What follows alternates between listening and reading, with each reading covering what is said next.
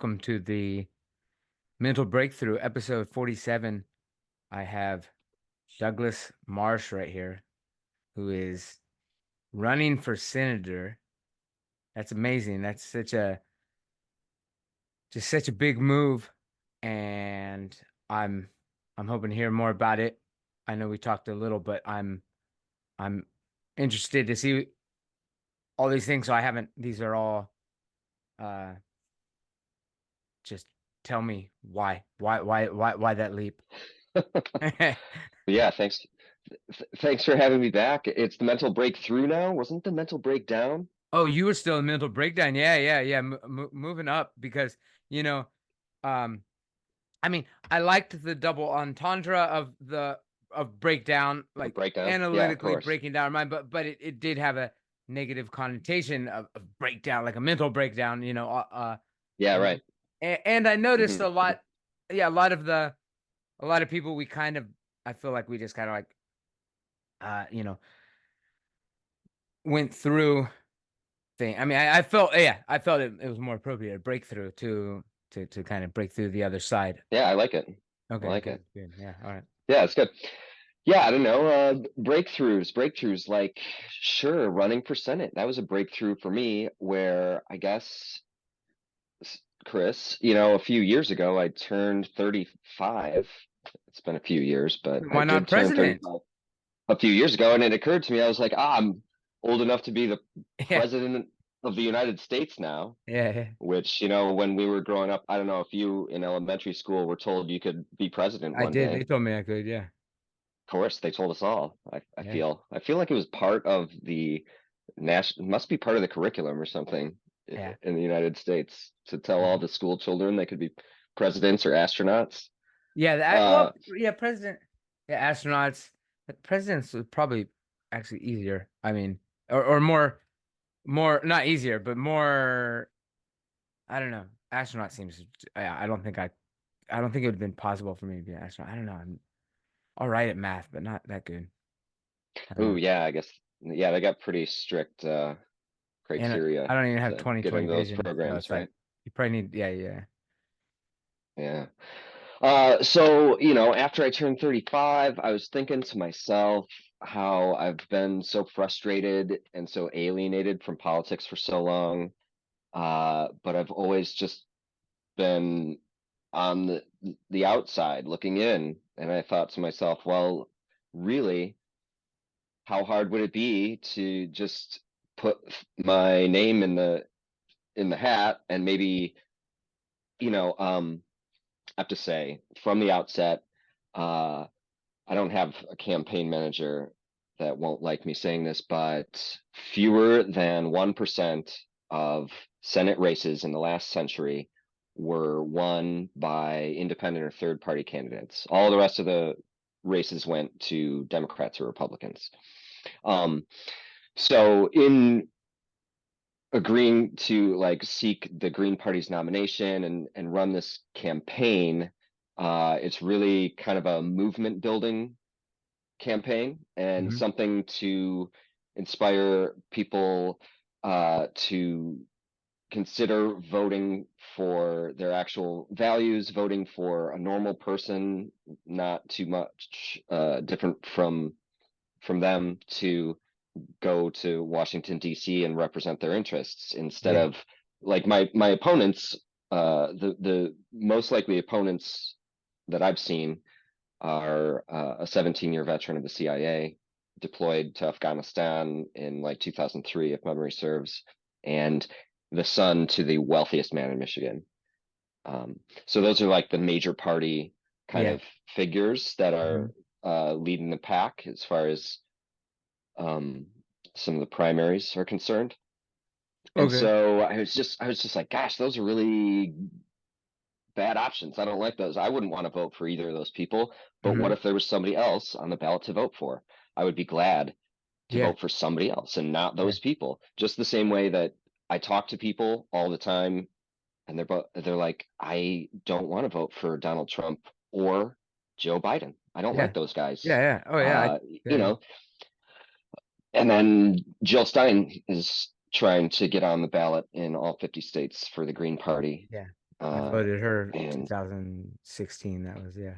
That's what I did. Yeah, and I, right. I did the same thing. I was So like, I, this is who I knew it wasn't like a likely win, but this is where I'm gonna vote. And at least it does count somewhere along the lines. I mean, okay, somebody, at least they realize, okay, well, if I want that vote, I'm gonna have to do something else. yeah, So you and could, in that it sense, it could works move, you could towards, move party in a sense if you had a large enough chunk that uh they realize like, okay, we have to adopt some of these at least. I mean, that could be a win. Would that be a win if you had something that people, if they asked people, like you had one, like if you have one thing that you could change about a party, that that's if you had enough people vote for you that said this is why I voted for them, and then a party realized like, okay, maybe we could incorporate that. Would that be a victory in some way? no. Okay, fine. We really need an independent party from Okay. the Democratic or the Republican parties. I m- Yeah. my view on those parties is that they're totally corrupted, and part of a system of lobbying and revolving door politics with big business and regulators and representatives all sharing in this uh, ecosystem of corruption. Mhm. Legalized bribery uh, And is money what laundering, I probably. think. I think Carter is credited with calling it like legalized, unlimited legalized political bribery or something like that.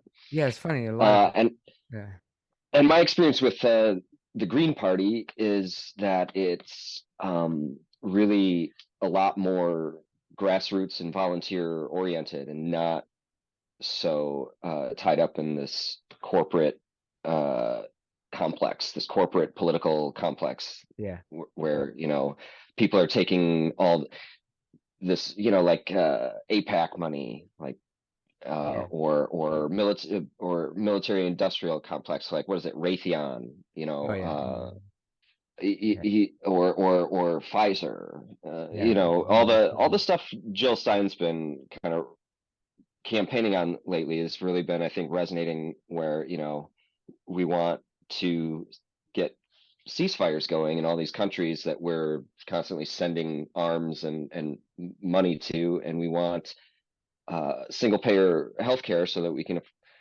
affordably go to the doctor, and that's just not in the realm of possibility in the Democrat or Republican parties. Apparently, Yeah. it just seems impossible. So we seek to build a completely independent party that really is run by people and by the people for the people. You know.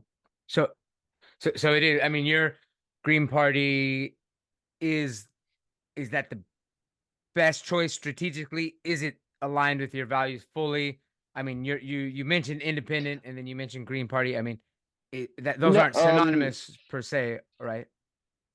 I joined the Green Party. They put out a call on social media asking for people who would be willing to run for the US Senate, because Okay. Debbie Stabenow is retiring. So it's Okay. an open race. There's no incumbent in the Okay. upcoming Senate contest in Michigan.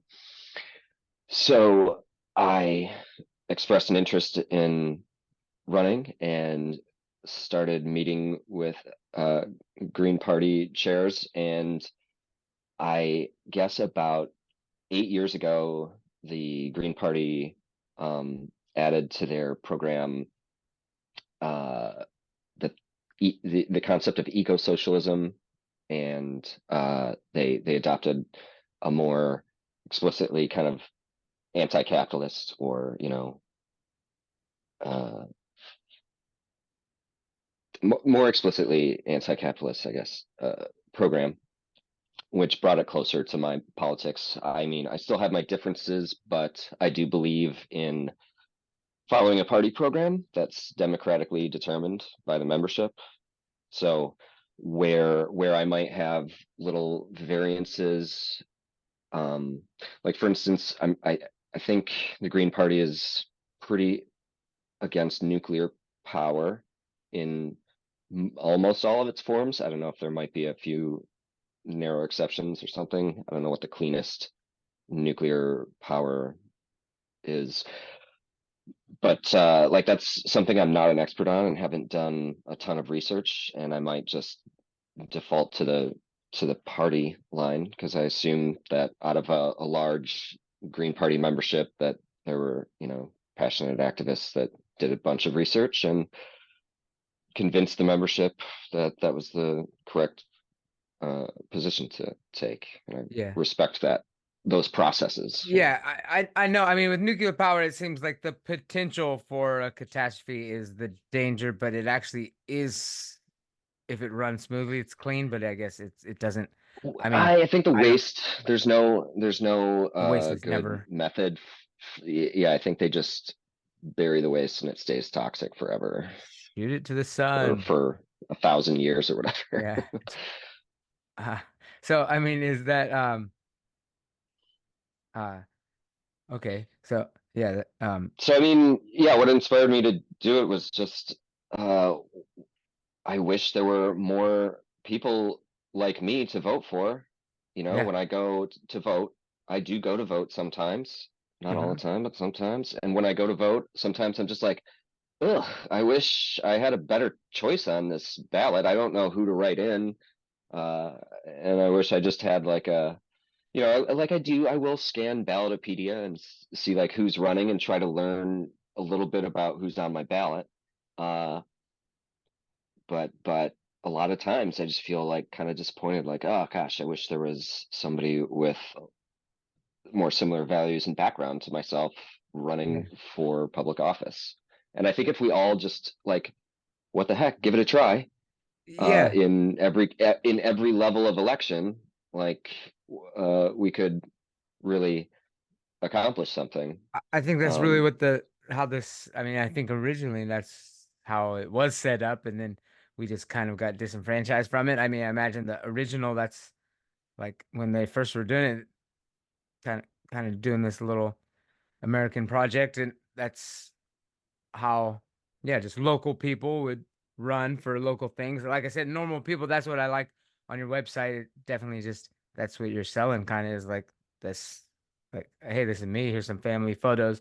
Here's my tax returns. I'm a regular guy. I do these things, but it's not that could be looked at in a like oh, he's only a regular guy, but we're at that point where dude, if you're not just a normal person, you are so disconnected from the things that matter that at least even if you know, that's what I was kind of seeing. Like even I have to share more in common with you, even though I think we disagree on some maybe issues, but I trust you at least to like look at it from a human perspective. And the differences would be more about just, you know, maybe the priority of things, but not necessarily that these are the things that are important maybe, but it's like I, I would feel more comfortable with, yes, just a whole bunch of normal people from all walks of life. I would love to get uh, career politicians just out of politics and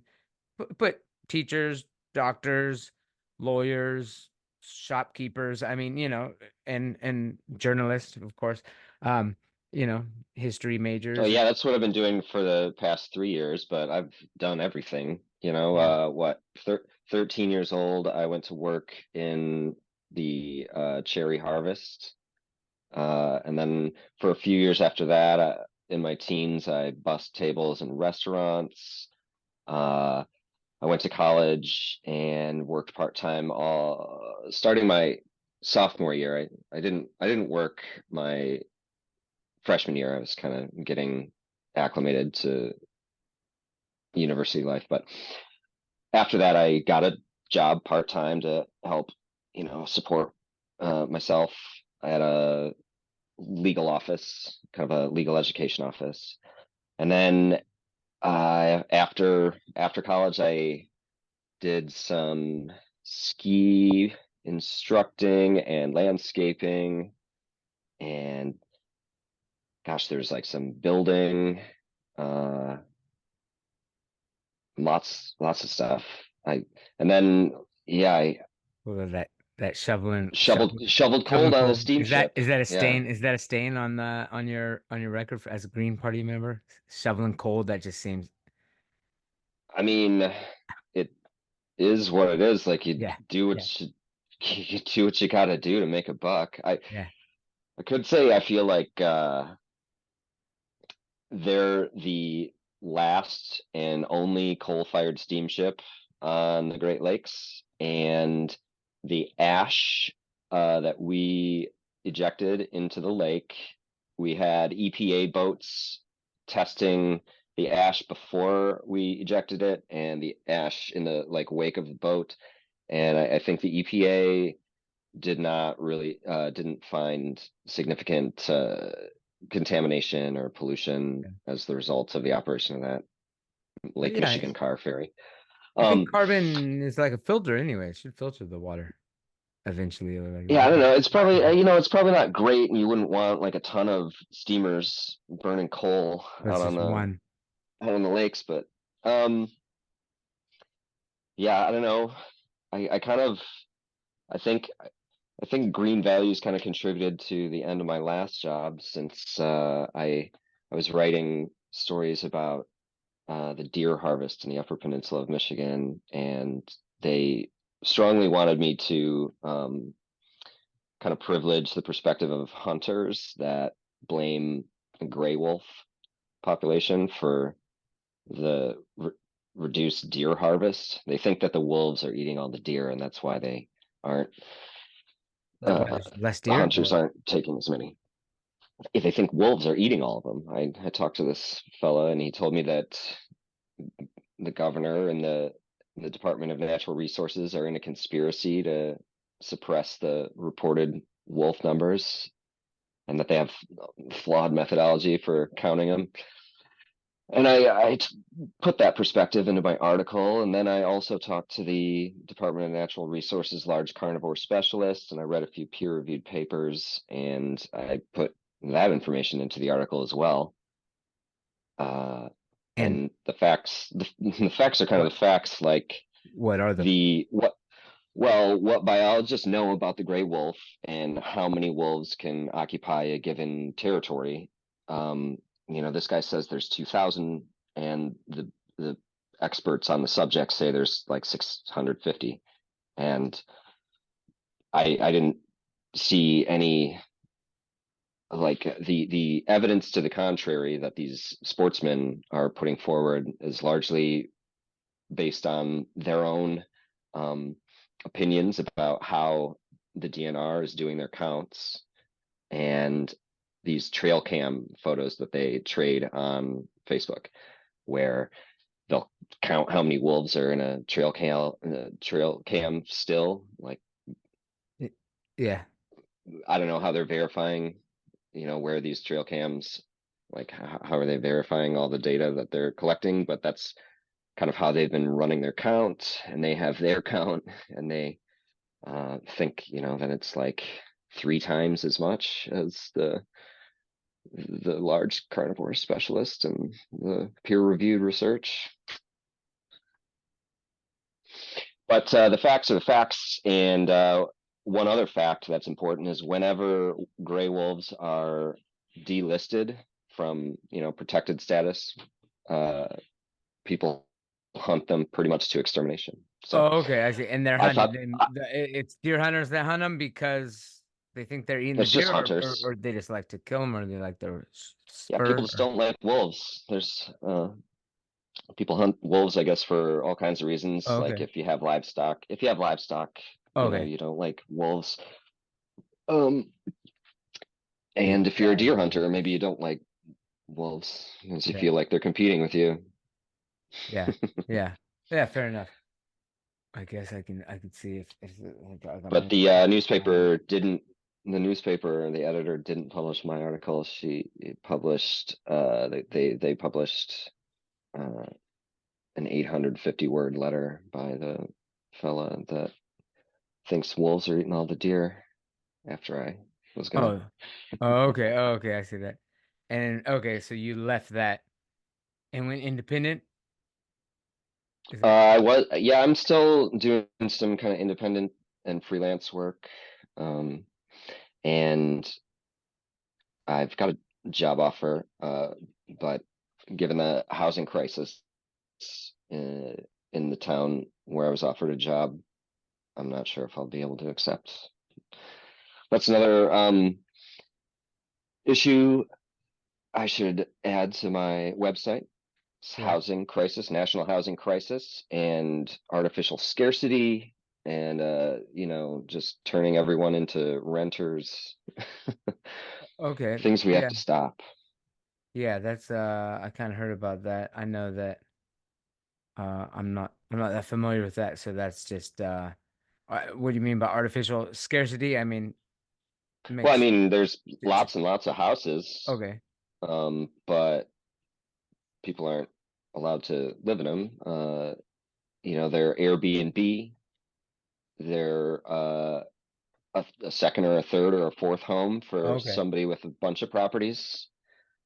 Uh, BlackRock Okay. is buying up whole neighborhoods, so the rumors go, and renting out single family homes instead of uh, people owning homes themselves. Okay. So yeah, I'm looking for policy-based solutions to those problems, like maybe New York City's local law number 18, I think it is, or something, where they have restricted Airbnb, so you can only do it if you, the property owner, are on Present, premises like you and like holding a rent a room out license. or something, Yeah, a room or or a side house. a loft or Yeah, yeah, yeah, yeah. a bungalow, whatever, but you have to be there, and you have to have a particular license, and I don't know if they even are limiting licenses or know all those specifics, but I thought that's a pretty interesting policy decision that is worth a look, maybe at a state level. Like maybe that just needs to happen Okay, yeah. at a statewide level. Currently, the Michigan legislature, I think, has some uh, legislation that's stalled, I think, in the Michigan State Senate that would prevent localities from regulating short-term rentals. So it would prohibit localities, local municipalities from regulating short-term rentals, which would, I suppose, leave the regulation to the Michigan State Senate or Michigan State Legislature, which is, I don't know. Hmm. I don't know how I feel about that, but I do know that the housing crisis is nationwide and it's senseless. And I was talking to my campaign treasurer. Uh, his name's Alex, and he did consulting work for housing development. Like he did research and field research for housing developments.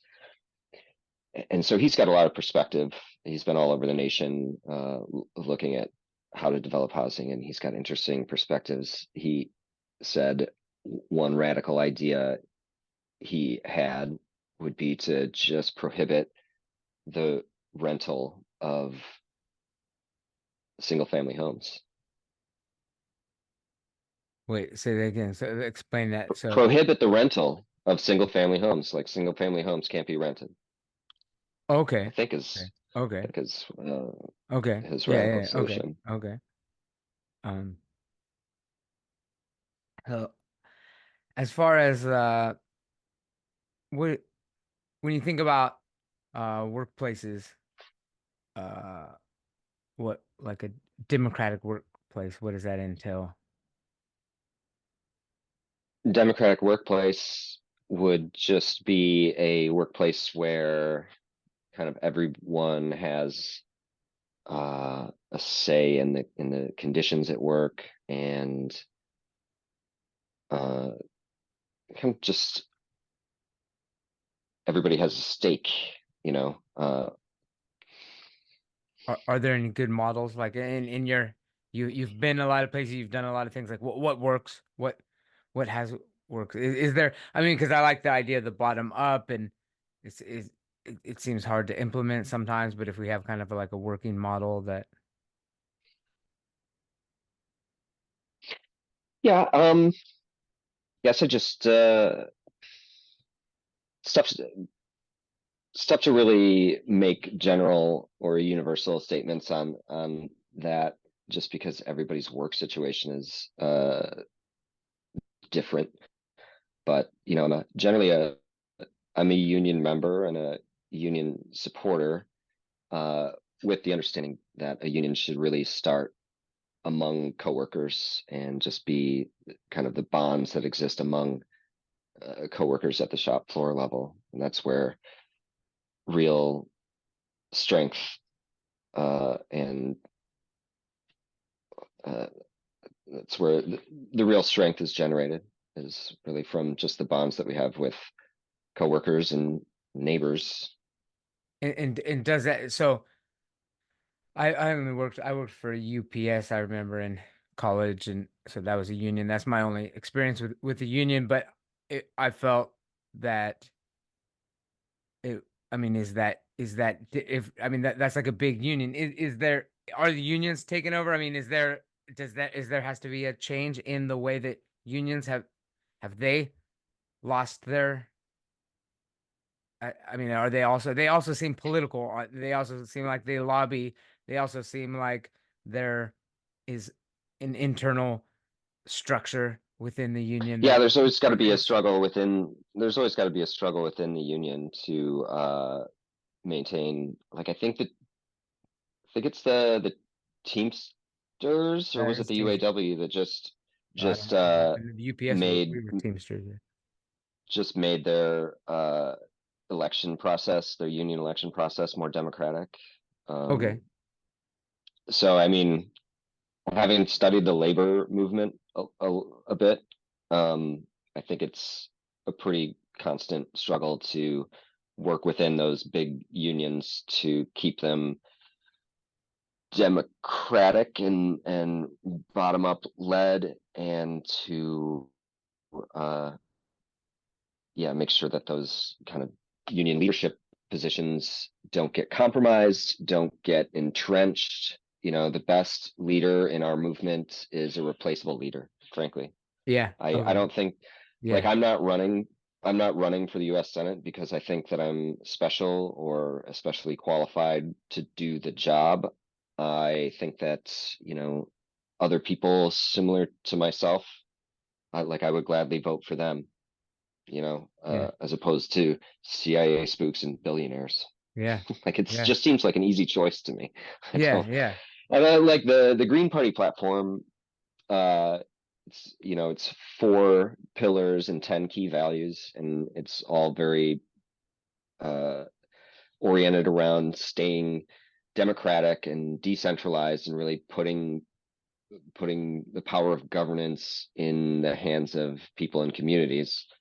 Um, Yeah. which just seems, yeah, like totally not what the Republican Party or the Democratic Yeah. Party is doing anymore at all. It Yeah. doesn't seem like that's on their agenda or on their radar, like as a concept. They've lost the plot as far as I'm concerned. And yeah, I don't expect to win because, a lot of people have given up on the major parties, and it's made everybody pretty like disengaged, or it made, I guess we had like a pretty impressive turnout in that 2020 election. I probably related to a lot more mail-in voting options and stuff, and early voting options. So there's a pretty high turnout, but I also felt like it was not the most enthusiastic. It was like a fear vote, you know, Yeah. Yeah. Yeah. weird weird fear vote Yeah. in Yeah. one of the most unstable, uncertain times in living memory. Yes. Until probably until this year, maybe. Um, Well, we're not in the middle of a novel pandemic. okay. Yeah. We're still experiencing the pandemic, but we're not in such a uncertain when it first happened, it was pretty scary, and Yeah. Oh, I the think elections were people were going really on. confused. It was in the middle of that, really? Yeah, I was kind of out of. Yeah, like COVID-19, and it didn't really make it to the US until 2020. In like February, March is when it started to really spread and get bad, and then we had the election in November 2020, if memory Oh yeah, serves. yeah, So yeah, yeah. No, actually, I wasn't. I didn't even vote because the mail. It would have ended up costing me hundreds of dollars to vote because I'd have to get it sent back to me, send it there, and they only would do mhm. EMS like well, no post. The post offices weren't running, so I had to do like I had to send it like mail or whatever. I don't know. EMS, is that what I don't know. I think is that the Thailand name for it, whatever it is, but the priority mailing system, yeah, and I'd have to do it a couple times to register and re-register and everything. Um, Wild. but yeah, Hundreds of dollars just to hundreds of vote. dollars, yeah, hundreds of dollars to Yikes. vote, and then Yikes. yeah, yeah, and so I mean, there's no, I mean, I think that yeah, a lot of people are like you. I believe there are a lot of people that could you could be inspiration to them. Um, I mean, a lot of us feel like we're on the sidelines. I mean, me even further because I'm not even in the country, but what what kind of advice would you say? I mean, go out and vote. We hear that what else? I think that's one of the less important things to Okay. do. Okay, good. Yeah, yeah. Like voting is voting, and you make your voice heard once every other year or Yeah. roughly. Uh, and I think citizen-led referendums are really cool too, and a thing that we should be thinking more about and engaging more in. Uh, but those community referendums arise out of community meetings and gatherings, right? Yeah. Where we get together with our neighbors and we kind of talk about uh, experiences that we're sharing and how everybody's doing, regular check-ins with the people close to us, coworkers and neighbors, and then out of those kind of discussions, we can maybe start to think about uh, how we can change things and make things better, and how that can be accomplished through you know um, policy and group action. Just kind of getting back into community, Yeah. because I grew up in a kind of a suburb type neighborhood, semi rural suburban enclave, Mhm. I guess. Mhm. Uh, I played with a lot of other children around the neighborhood, but I don't. There were kind of little block parties that happened once in a while. There were the garage sale weekends that were kind of Yeah, yeah. uh, Yeah, I am. loosely organized, but Yeah. it never really felt that tight knit, I don't think. And uh, so now, way later in life, I've been really trying to get back to focusing on how to just connect and establish bonds with people around me. Yeah. Well, because I think individualism is really uh, a value that a lot of us, and it's a value that I grew up with. You know, uh, But self-sufficiency and yeah. individualism. But it has a downfall in this regard. Well, yeah, I I think value it kind of cuts it, individualism, but but I that's think it's kind of like cuts, it can lead to us being cut off yeah, yeah, from the absolutely. people around us. And, I think it's led to these, like in the United States, it seems to be kind of a trend for people to call the police on their neighbor uh, before they'll Talking to them about just kind yeah, of talk to them. Like people are yeah, afraid of their neighbors, or they're really, really conflict averse, and just so-called cops. all That's put gonna, themselves in little boxes. yeah, no, that's really weird. Yeah. It's I weird mean, for I don't everybody. know Weird for how, the cops. I I don't mean, know, they have to I don't know respond, how but prevalent it is, but yeah, I seem yeah. to hear about it happening, and it just seems No. I mean, regrettable. I mean, I couldn't. can see that. Yeah. No, no, I definitely think. Yeah. Okay. So I mean, that's one thing. Okay. So that's again, I guess that's bottom up type movements. I mean, like, I think of like PTA meetings in schools. I mean, do they still do those? Yeah, yeah. Yeah. Is that, do you Yeah, do that? Are you, I've been to a couple of PTA meetings. Went to for my daughter's school. And yeah, I've okay. been So how, trying. yeah, give an example. Like So how's that run? another, Is that like a good model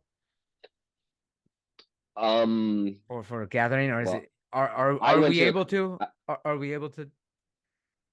I went to a couple of PTA meetings, and then we moved to a new town, and we're moving again. So I'm Okay. not doing the most effective community building at this time, but Okay. Yeah. I do like to. One way I like to try to get engaged with community is to volunteer firefight. Like Okay. Yeah. that's a good. Uh, Usually the firefighters are doing good work in a community, so I Yeah. always like that as a crew to hook up with. Um, and I guess just it's wherever you are, you gotta find where people are gathering and put yourself out there and offer to help other people and kind of see where other people might want to help you Yeah. or contribute to the overall project of having a community where people have each other's backs. Yeah, that's huge. That's definitely not calling the cops on your neighbors for one. Well, Yeah. it's the same thing at work. Like Yeah. Oh I yeah. try to build those bonds with your coworkers so that if something is messed up at the workplace, you have each other's backs and you can say, "Hey, we want to fix this thing."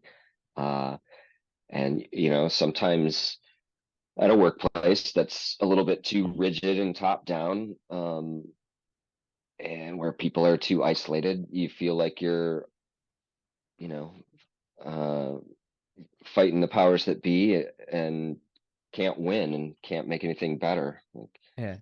I've had a lot of jobs in like a warehouse, I think was Mhm. the where it was the most pronounced, where people were really pretty upset with conditions on the shop floor, but Yeah. uh, no one really had ideas about what they could do about it.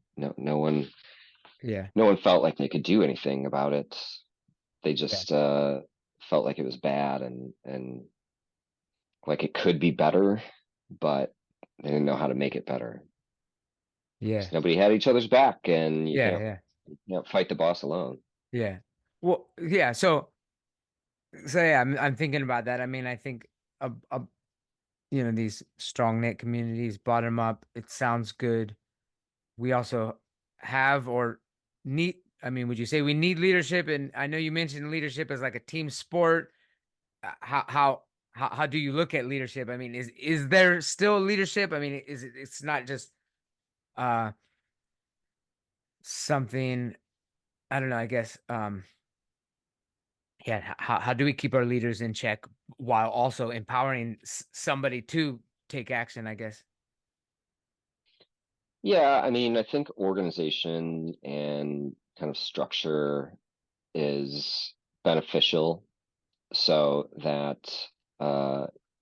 people have different delegated tasks, and maybe some people are kind of elected to be in a more organizational, even uh, you could even describe it as managerial Yeah. capacity, Yeah. would be what they were doing.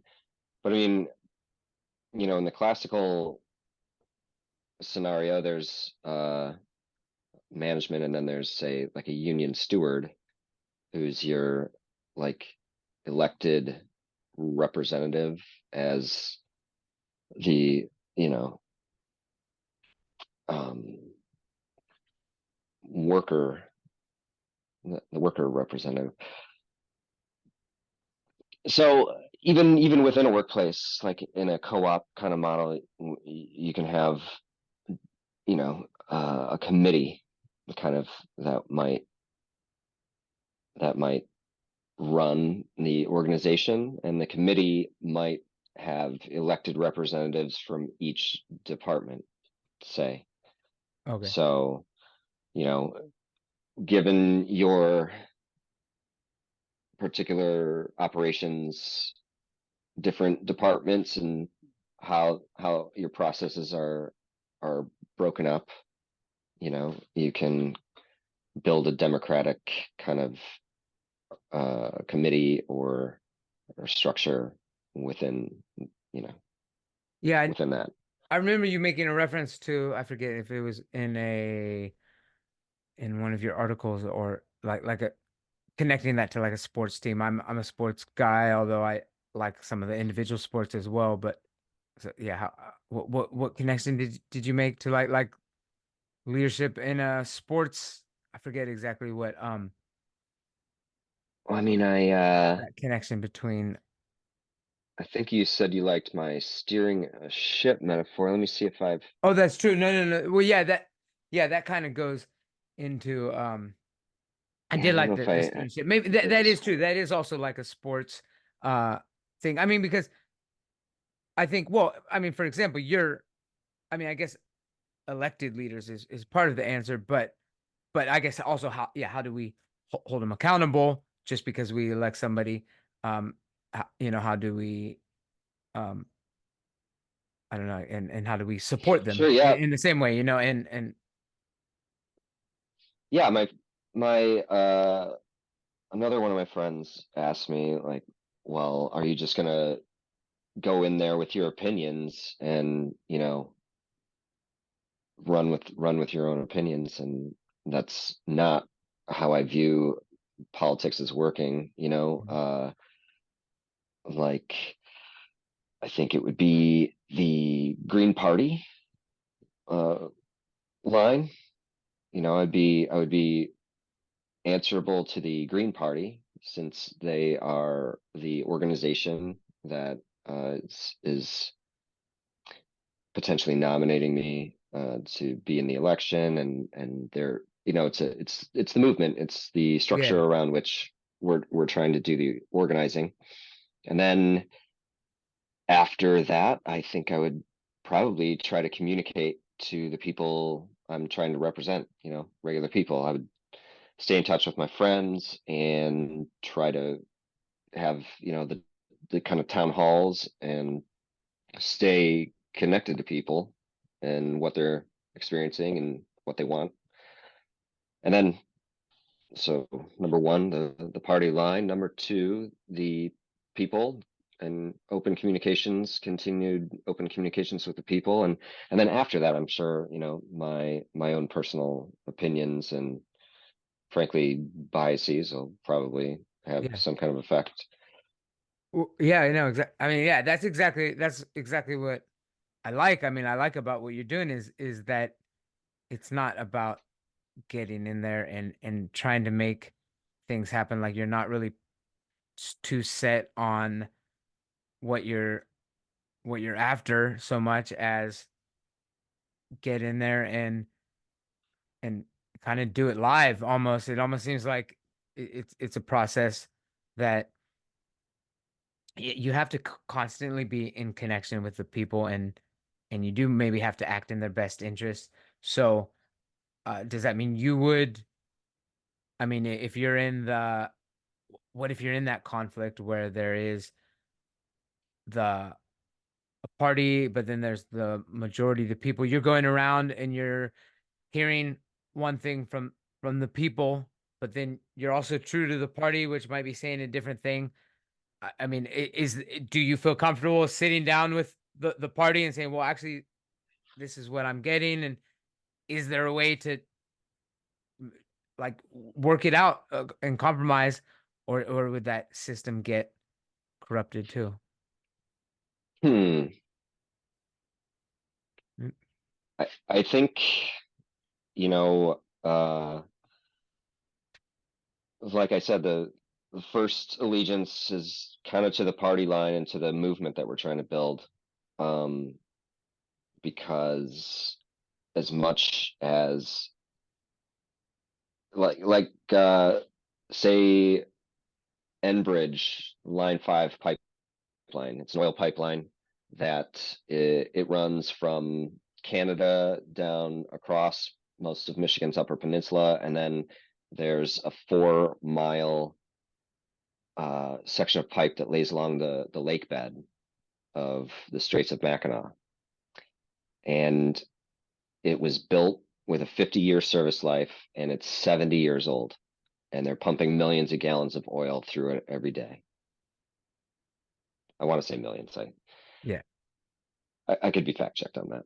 yeah, But anyway, it's not a yeah. good situation.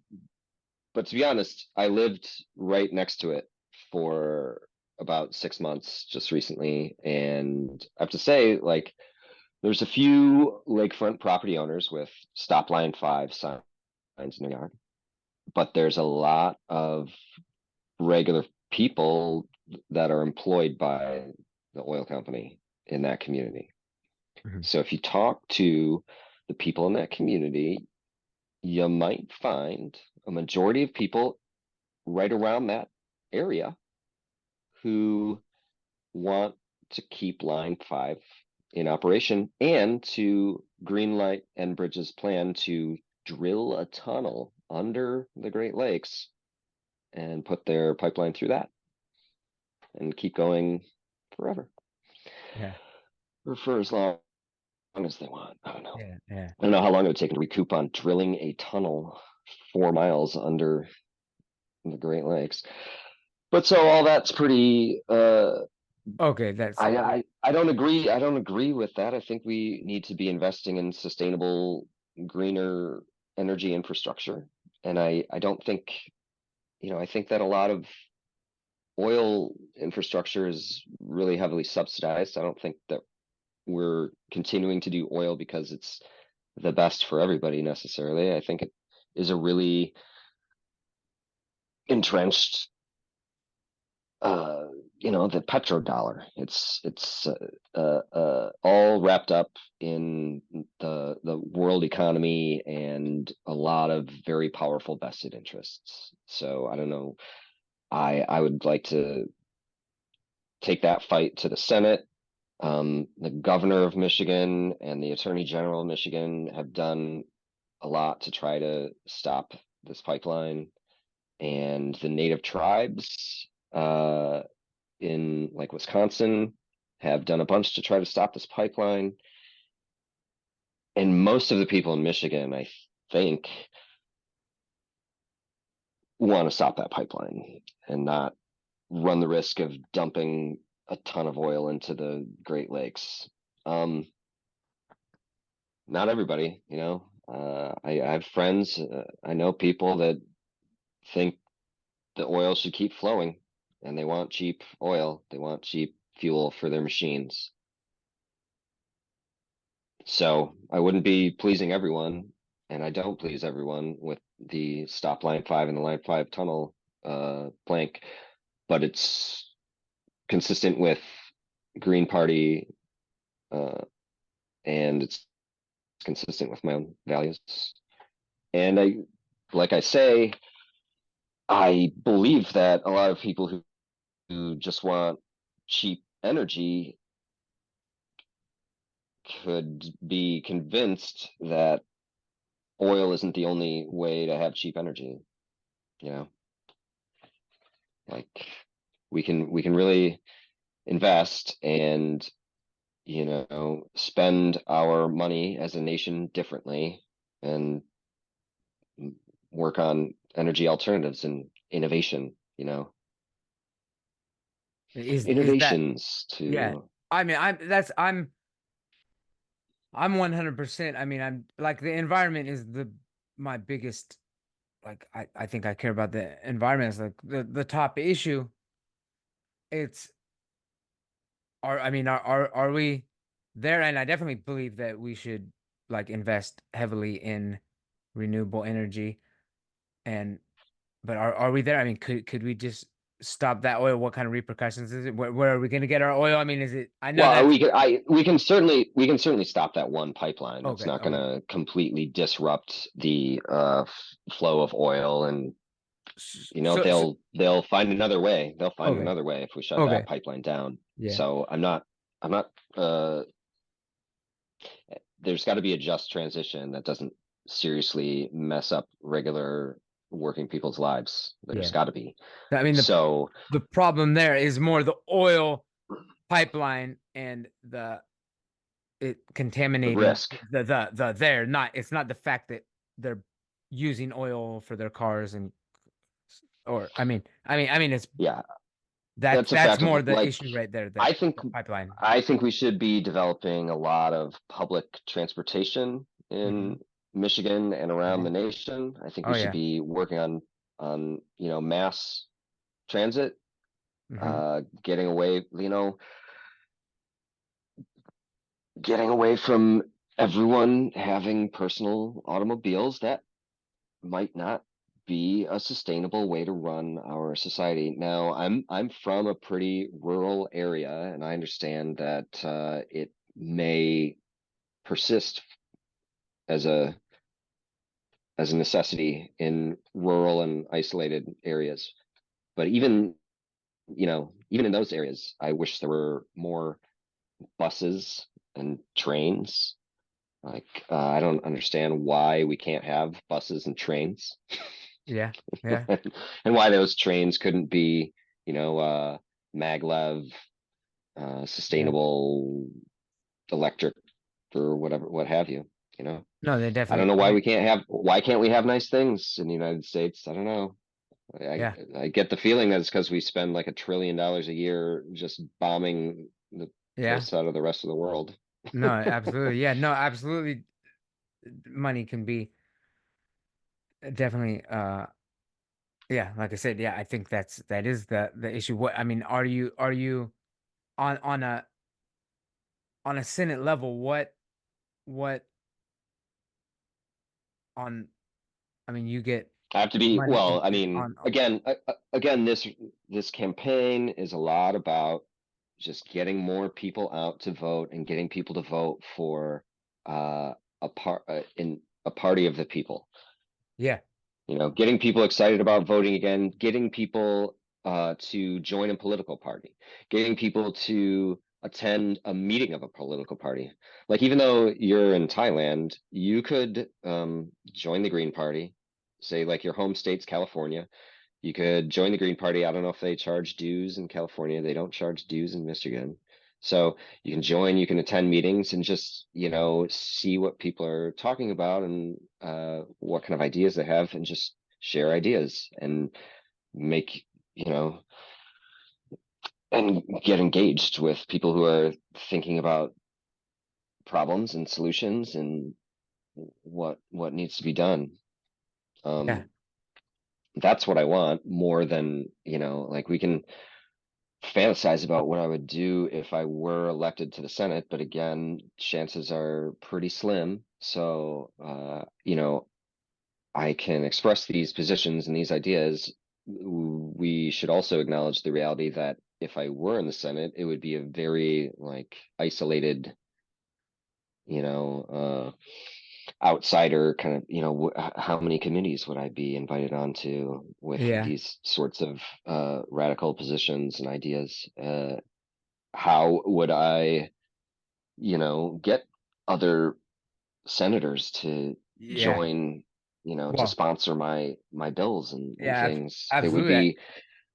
That would be an interesting challenge. I think I would really have to, you know, find angles and openings and opportunities and be shrewd, but also work to stay true to the values of the Green Party and the regular working people of Michigan. That would be That would be a really interesting challenge, and I would love to take it up. But, ultimately, what I really want is for lots of people to see Jill Stein on the ballot, see, that's president, see that there's a U.S. Senate race, and Douglas P. Marsh is Green Party there. And then you go down to your, say, county commissioners, and there's a couple more Green candidates there, to where we can really be putting our people uh, wherever we can. I know that Green Party has much more success in, smaller, more community-based races, where Yeah. there's a little bit more opening for third parties and stuff. Yeah. People aren't so, I think the Duverger's law is like a political theory, political science law that postulates when there's first past the post voting, Mm-hmm. like That in breaks into a United States, two-part thing. that it Yeah. tends to produce two parties. Yeah. But yeah, my own personal read on that is that I think critics say it's not so much a law, and I think even the theory itself just points to a tendency, so Yeah. it's not a certainty, and I think that it expresses itself. I think the tendency is more pronounced in mass politics, like Yeah. bigger Yeah. races and Well, and more. also it doesn't that law, that supposed law doesn't dictate which two parties. So I guess if you were to gain, I mean, you might flip a party. I mean, that did happen. What was it, the Whigs or something? I mean, at some point, a new party did come. I mean, those two parties could easily Yeah, just I easily forget Libertarian which. and Green maybe could flip. I mean, but it might still, even that tendency could, it would probably push somebody else down, and it might still be two party, but at least it's a new party. So I don't Yeah, know. there's big attacks on, laws have evolved, and now there's more and more money and petition signatures needed to get onto ballots and to qualify Yeah, for things. yeah, So, that's I always hear about that. like, That's I there's want to know. been, yeah, there's been a very deliberate, I think, Yeah, process in that has really solidified the stranglehold on our politics that like the Republicans and Democrats have. But right now, the Democrats have created a team to challenge Green Party ballot access across the United States. Like, they're trying to get Green Party kicked off of ballots wherever they can. yeah, So yeah, it's like some of the yeah, most anti-democratic behavior, yeah. Absolutely. That's I guess I see that. I definitely see that in the presidential election. Is it less so as a Senate? I mean, yeah, but kind of walk me through how did you get on the yeah, just straight up, how did you get on the ballot? Because it the seems the law in insurmountable. Michigan. Well, the law in Michigan um, says that a minor party, which is defined, I think, by the last election for Secretary of State in Michigan, Okay. you're a candidate from your party, I think, has to get more than 5% of the vote in that race, and that triggers primaries, and you have to have a primary. But if you don't, then your party has a nominating convention. So June 15th, the Green Party of Michigan will have a nominating convention, and I'll attend and tell them that I would like to be their candidate, and tell them all the stuff that I've gotten done campaigning, and why I'm the best, option. And as far as I know, I don't know if anybody else is planning on trying to run. But besides the But three as that far you as mentioned, you No, I mean? mean in within the Green Party. I don't know if That's anybody what I else mean. from the Green Party is trying to run for Senate, but Oh, okay. as far as I know, I haven't heard of anybody else. Oh, really? Okay. Yeah, Okay. I'm in touch with the elections committee from the Michigan Green Party, and Okay. So that they haven't heard from anybody else yet, so the Green but Party it's does possible. have a in a sense that helps you get on the ballot. I mean, if you were independent, you wouldn't be able to. I mean, If I were you independent, I would have to get thousands of signatures. signatures Okay, okay. from So you don't have to eligible do that. voters. You don't have to do that. You're part of the party. You just need the okay, so that makes it. Um, I mean, because when you're talking about like, okay, if you're in the Senate and yeah, how do you um, you know, work with other senators? I think the best answer would be to get other people like you and Like from Bernie other Bernie states. Sanders is independent, I think, right now. I don't think he's a Democrat right now. I think he's back independent. Oh, okay. I'm not sure. So yeah, I might seek out kind of if there's any other independents in the Senate or any more. I don't know. I'd probably have to work with the other senator from Michigan, of course, try Yeah, to yeah, see what we can accomplish together for the state of Michigan. yeah, yeah. And that would be, I guess, yeah. I don't think the views of libertarian and green are particularly aligned, but I feel like there'd be some opportunity for like a coalition. Do you feel? I mean, I guess one is the government. Like some of the things you said sounds like Green Party is for I don't know if it's small government or localized government. I mean, there seems like there's some. Uh, yeah, I won't lead the question on too much. Yeah, yeah, I mean, is there an opportunity for I guess I have this dream where, there's a fantasy of yeah, if it were a two-party system, but let's make it libertarian and green. I feel like I see myself kind of uh liking those ideas from those two parties. Would you be able to? I said a lot of things there. Yeah, go ahead and respond, I guess.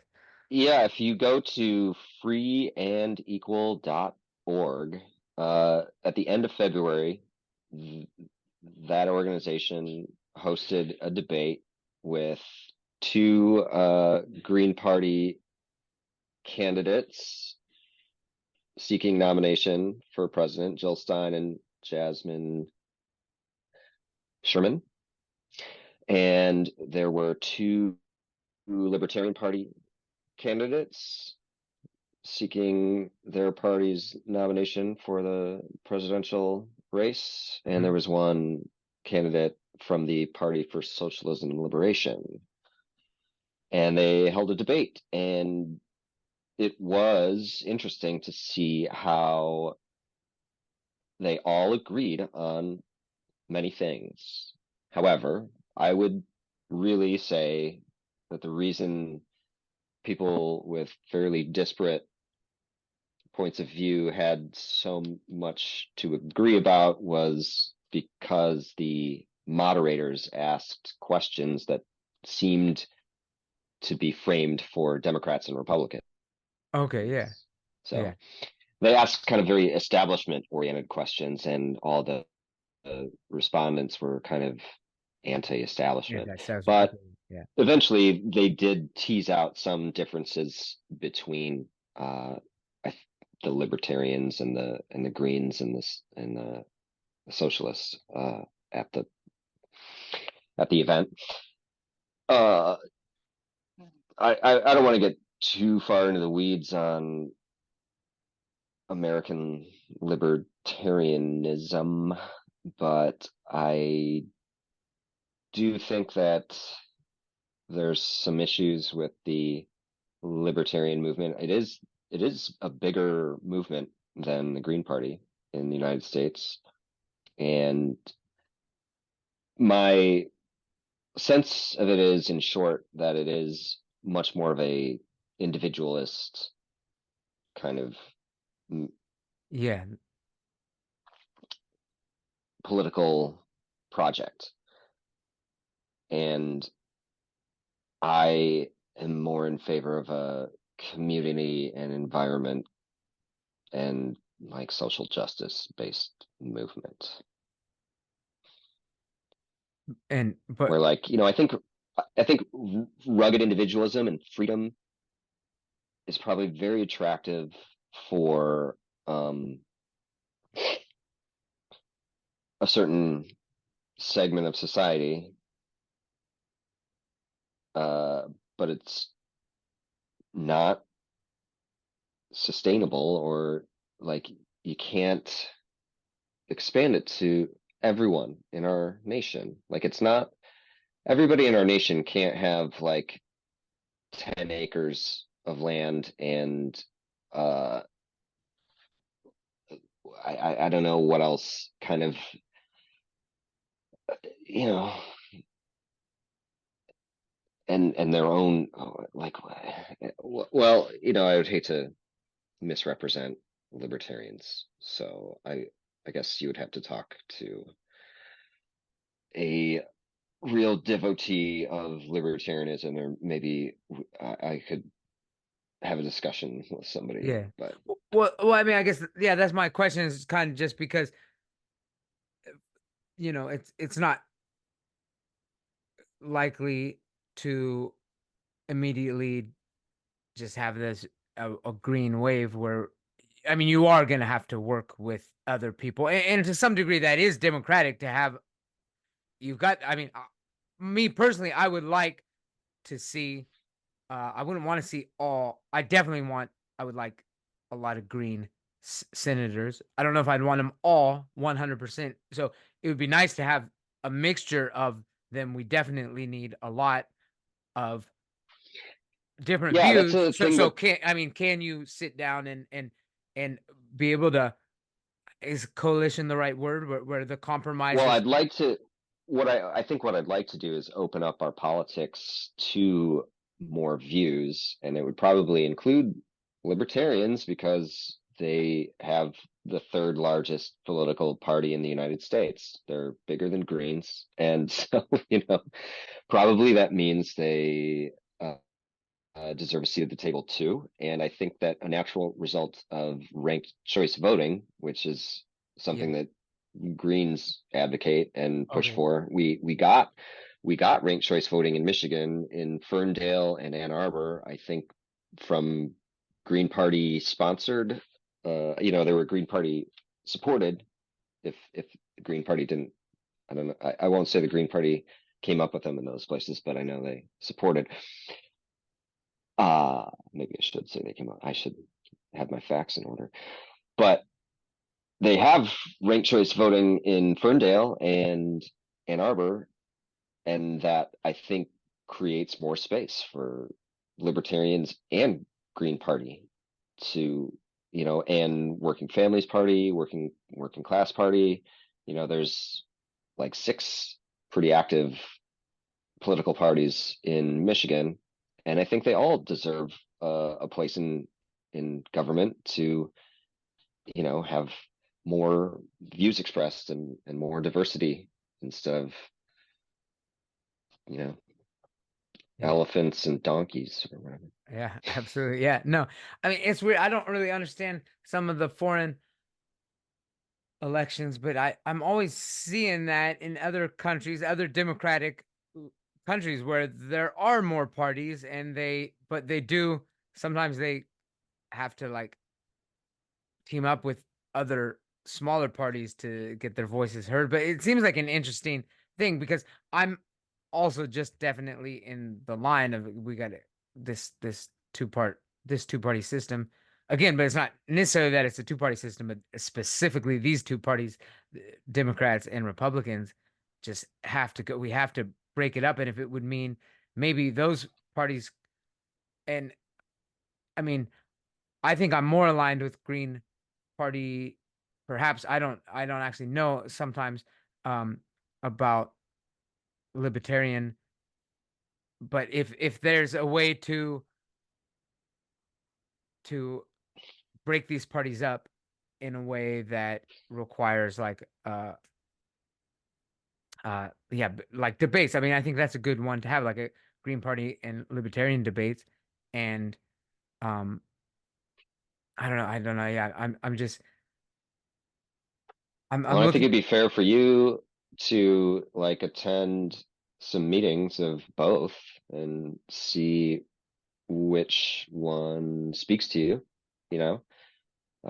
Like go back to where you're registered to vote and find the nearest chapters, Greens and Libertarians or whoever's kind of most active. Like I chose Green Party mostly because there were people to talk to. Like there were things going on. Uh, Granted, it's a little bit chaotic because it's a really volunteer, grassroots driven thing. So, um, yeah, people who maybe approach Green Party with an expectation of like a really swift and professional response might learn that it's a little bit looser Uh-huh. an organization than that. But there's, really passionate, like devoted people keeping things running, and other places, like I mentioned, Party for Socialism and Liberation, or I would guess that there's, say, working fam. Well, I think there's problems with Working Families Party, but there are other organizations that are active in various other places, and I don't think that I think it is important that everybody get, say, with the Green Party, but I recognize that the Green Party might not be the most active organization in a person's given locale, and they might need to just gather with people who are doing their organizing under a different banner, but with very similar goals in mind. Yeah. Socialist Party, like in 2020, Howie Hawkins, Angela Walker ran for president, Green Party, and Holly Hawkins, right? I Yeah. think it was, yeah, Howie Hawkins, Angela Walker, and Socialist Party USA endorsed their ticket. So there's a lot of collaboration and communication happening, I think, between different organizations that are trying to represent working people. And I think, you know, I like to think that there's more collaborating going on than competing or divisions. I don't think the divisions are as significant or substantial as some people might think. So, oh yeah, one more thing just on this because I think this is possibly. I mean, I think the to me the value you bring is inspiration to others and and even if I like even if it were in um yeah, I mean nobody we don't all have the same exact views, but just do it. Go out. I mean, a regular, that's what I'm saying. A regular person, I would vote for you before, just yeah, these, you know, I people know that there's are not like, disconnected to me and yeah, doesn't even, yeah, just I trust you basically. I trust you and it doesn't even, yeah, it's not even what I mean, I guess even a Democrat or a Republican, if but I don't, those are such corrupted systems that I don't think just a normal person could get into those. I mean, so that's why we have to use these other options, and it could be independent or even there's some parties I've never even heard of that just seems so difficult to start your own party. But uh, so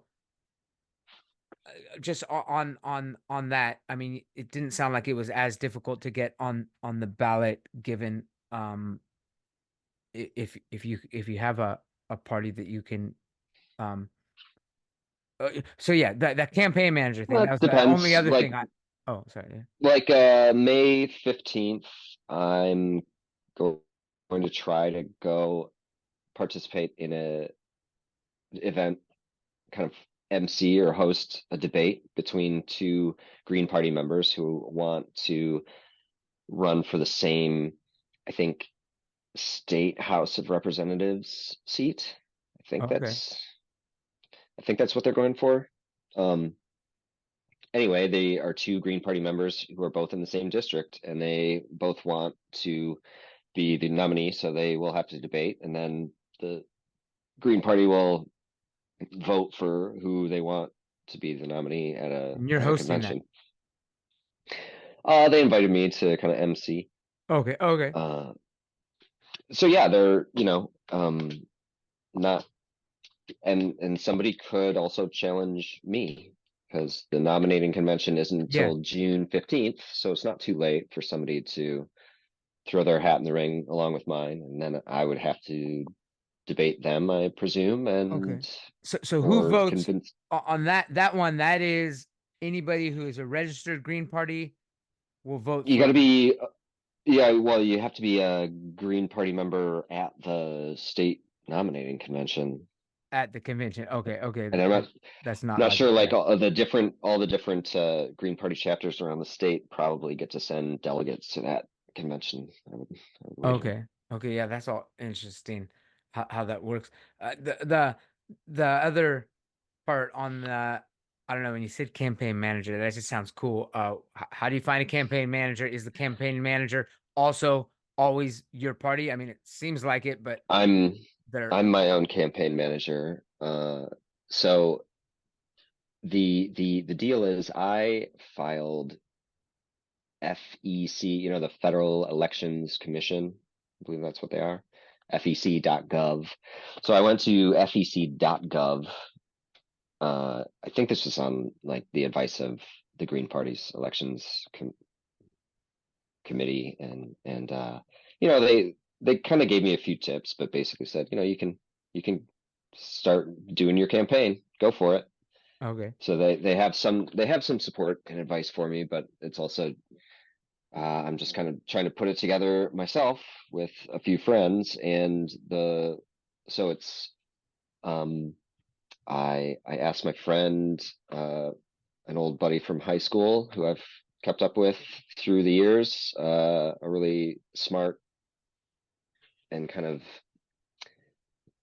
business and marketing minded guy, um, who I thought would be a good treasurer. Because really, having a treasurer is, I think, the only required uh, part of having a campaign.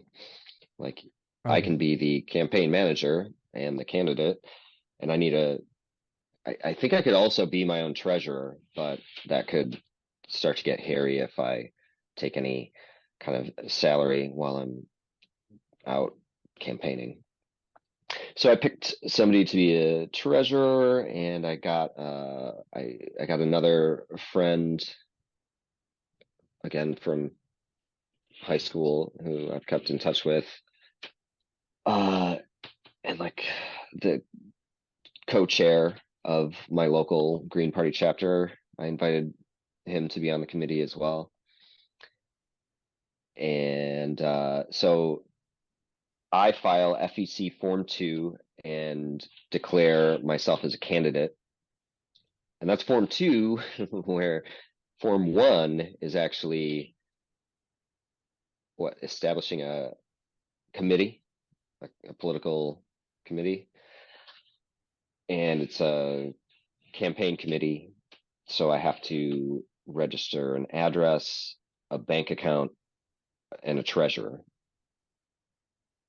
And I don't have an address to register yet because I'm between living quarters. So uh, I don't actually know the ins and outs of filing that form because I don't have all the information I need for it yet. But I know that I need an address, a bank account, and a treasurer, and I Yeah. might perhaps register the other people on the committee. But then with those two forms, I'm uh, enabled to empowered to run a campaign and to accept money and spend money on the campaign, for the campaign. Yeah.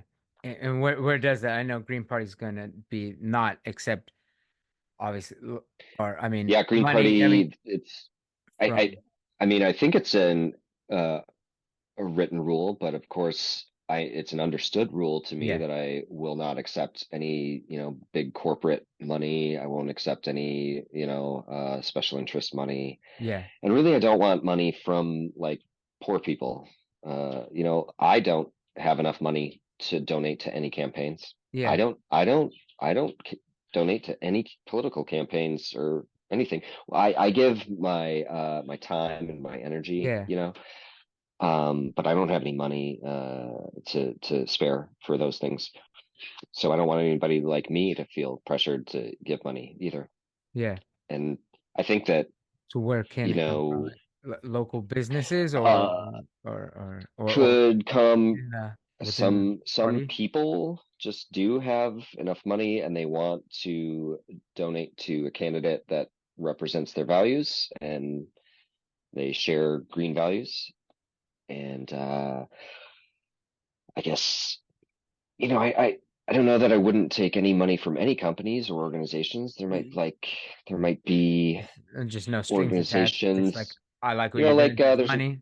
I mean, there's an organization called Oil and Water Don't Mix that the chair of my local Green Party kind of recommended might be good to contact to maybe do some work together with my campaign because in thinking about my campaign, like at first I wanted to run it really no money and just see what I could do to get the word out without really spending money.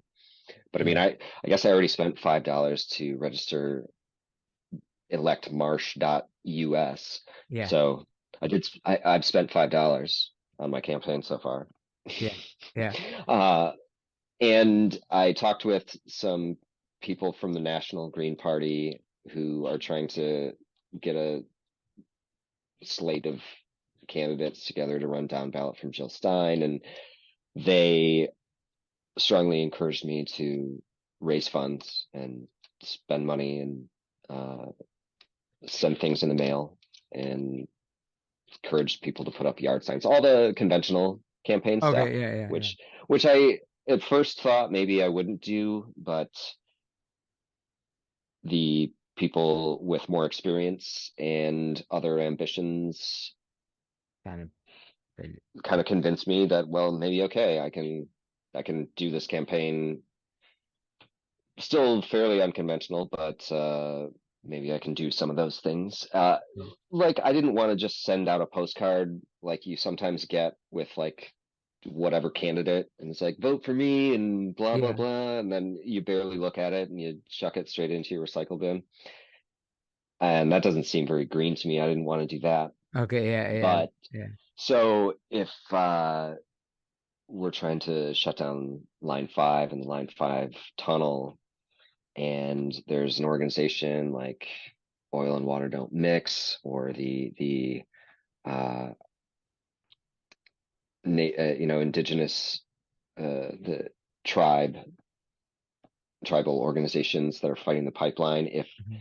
If they want to put some information, like I can say, look, I'm the candidate and I want to work with these organizations and kind of make it more educational and informative and get people to want to join the Green Party or want to join an organization that's trying to keep water clean and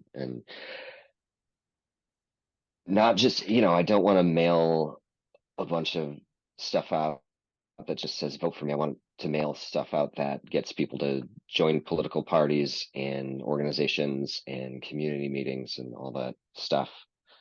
Uh, and that was kind of what maybe convinced me that mailing things out could be a worthwhile thing to do, um, you know, depending on what's on the mailer. Yeah, yeah, yeah. You got bumper stickers? Bumper stickers. You Hmm. got a bumper sticker? Hmm.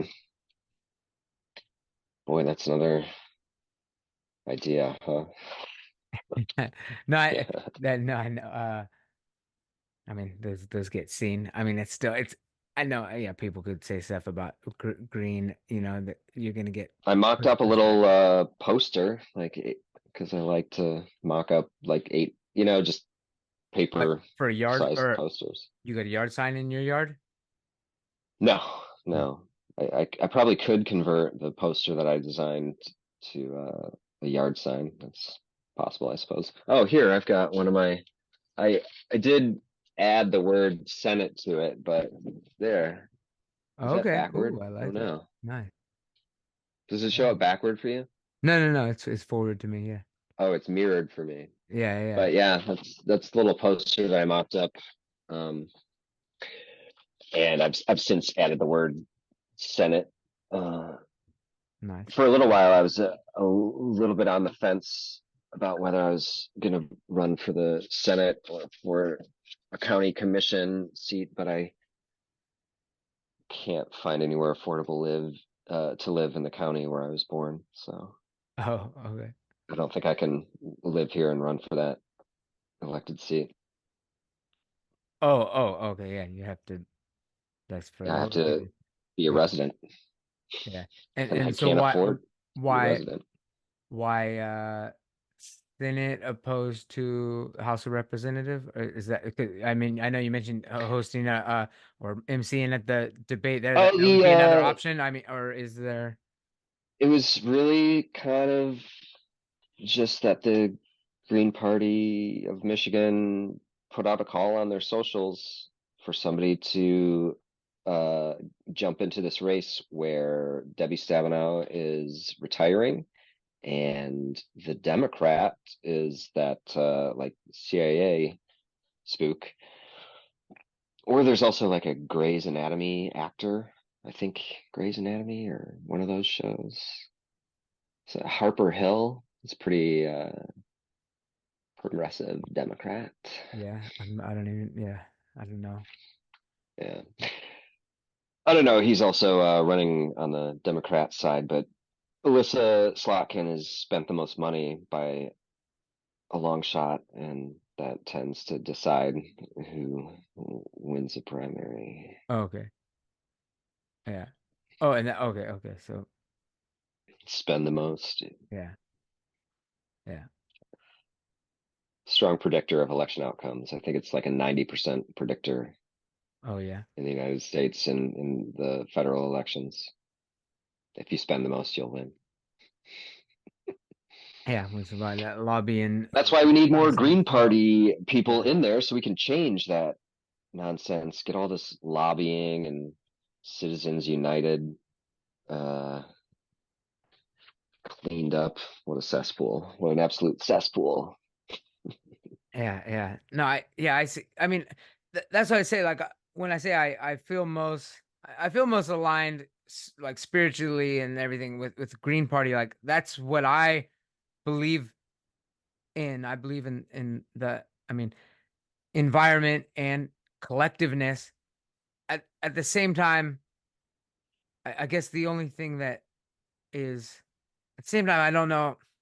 I don't know. I guess can you explain about the Green Party's position on, because I'm getting mixed feelings about like government outreach, like how much is if it is implemented by the government, but then sometimes I hear you saying more like local, which I that resonates with me. Like the one thing that resonates with me with libertarian is that there's less. I feel like there is opportunity for smaller governments running themselves. So while it could allow some Green Party minded people to agree on things. So while I align with like Green Party things, I feel like imposing it on people could doesn't work. So like we have to convince them that this is actually best for the environment, for sustainability, for our future. Um, is just in a general. This is a kind of a general question. Is yeah, does is that the approach? I'm confused if we're trying to dictate it through laws, or are we trying to appeal to? Yeah, some of the core, so there's 4 pillars and 10 key values. And the 10 key values, I want to say a couple of those are decentralization, Okay, yeah, So that's it's ooh, I like that. decentralized Yeah, that sounds and it's positive. grassroots democratic. So That those being sounds. like very, you know, I mean, those are essential. yeah, those are. Yeah, let me see. Of I'm the in 10 line key with those. values, grassroots democracy is number one. Social justice and equal opportunity is number two. Well, I mean, and these aren't really numbered, but Okay, yeah, uh, this is just as I'm reading down the 10 key values from the website. okay. They don't have numbers proper. Ecological wisdom, non-violence, Yeah, I like these. decentralization, I like those. I like those. community-based economics, Wait, what is that? feminism, gender Community. equity. What is community-based economics? Community-based economics, like What is that? I don't know, there's a seminar coming up, I think, called like Greening the Dollar, where they get into some of these economic ideas and how to get economics to be more locally based, like locally derived. Okay. That's something I need to study more Okay. about, like Yeah. how Greens approach those economic questions. I mean, that Something kind of sounds like I need to capitalism. get deeper into. I mean, supply and demand, or um, or I mean, Um, no, not really. I mean, I guess. yeah, I mean, yeah, they did put eco-socialism somewhere in the program, but it's not in the 10 key values, and there's not total consensus within the Green Party, frankly, about Mm, that uh program blank. okay. So that's still kind of, I mean, I think eco-socialism was added into the program like 8 years ago, but I don't know that it's been fully uh accepted by the entire membership. But so, the rest of the list: respect for diversity, personal and global responsibility, future focus, and sustainability. So, yeah, I want to say, you know, what would distinguish Greens from libertarians is I don't know that ecological wisdom is Okay, a definitely not core that. Yeah, value of libertarians, you yeah, know? that's the thing I don't. I guess in my ideal world it would be a that everybody's going to act that I could convince people to be green and not dictate it upon them. I guess so. It's like that's the problem with the libertarian to me. Yeah, it's absolutely they would not care at all about the environment because and they could, but it's just Or I potentially, guess they but might, but there would be. I mean, there's no, but again, it's they're not I gonna have guess a they might, but if law. they don't, what can we? I guess they won't, but I guess they might, but if they don't, can we do anything about it? Right? No, You no. know? So, um, but the decentralization I think is in line, uh, and the other thing I guess that they're like really pro capitalism. I think right is that kind of like free market, right? And Green Party's He, not, um, and I don't even yeah, know where I stand. I I think mean, the American libertarian tradition is pretty rooted in capitalism. The traditional, where libertarianism really came from is from more of a socialist, anarchist, uh, body of theory, but that's neither here nor there because Libertarian Party, as it exists in the United States, I think yes, is pretty capitalist. I don't know. Well, again, I hesitate to speak for yeah, libertarians. sure, sure. No, I mean, Hesitate to yeah, speak I'm for kind of giving, libertarians. I'm using this opportunity as a little bit like, hey, there may be people who are like me that are, I definitely like, well, I love what you're doing, and I, uh, would love to. So I'm kind of giving the opportunity yeah, talk me out of being libertarian in a way. I don't consider myself libertarian. Again, I mean, I guess the, maybe I should go to some of their meetings and it, hear them out. I mean, the way I live is definitely more green. My personal choice, but I do value that personal choice. But I definitely would advocate for everything green. Like I and but but I do feel sometimes like if that I do value that I have the choice to be green, I have the choice to be vegan. I don't want to make other people vegan, even though I would actually kind of like talk to people on a personal level. Like, there's some advantages in this way, maybe. Um, but I would never want that to be like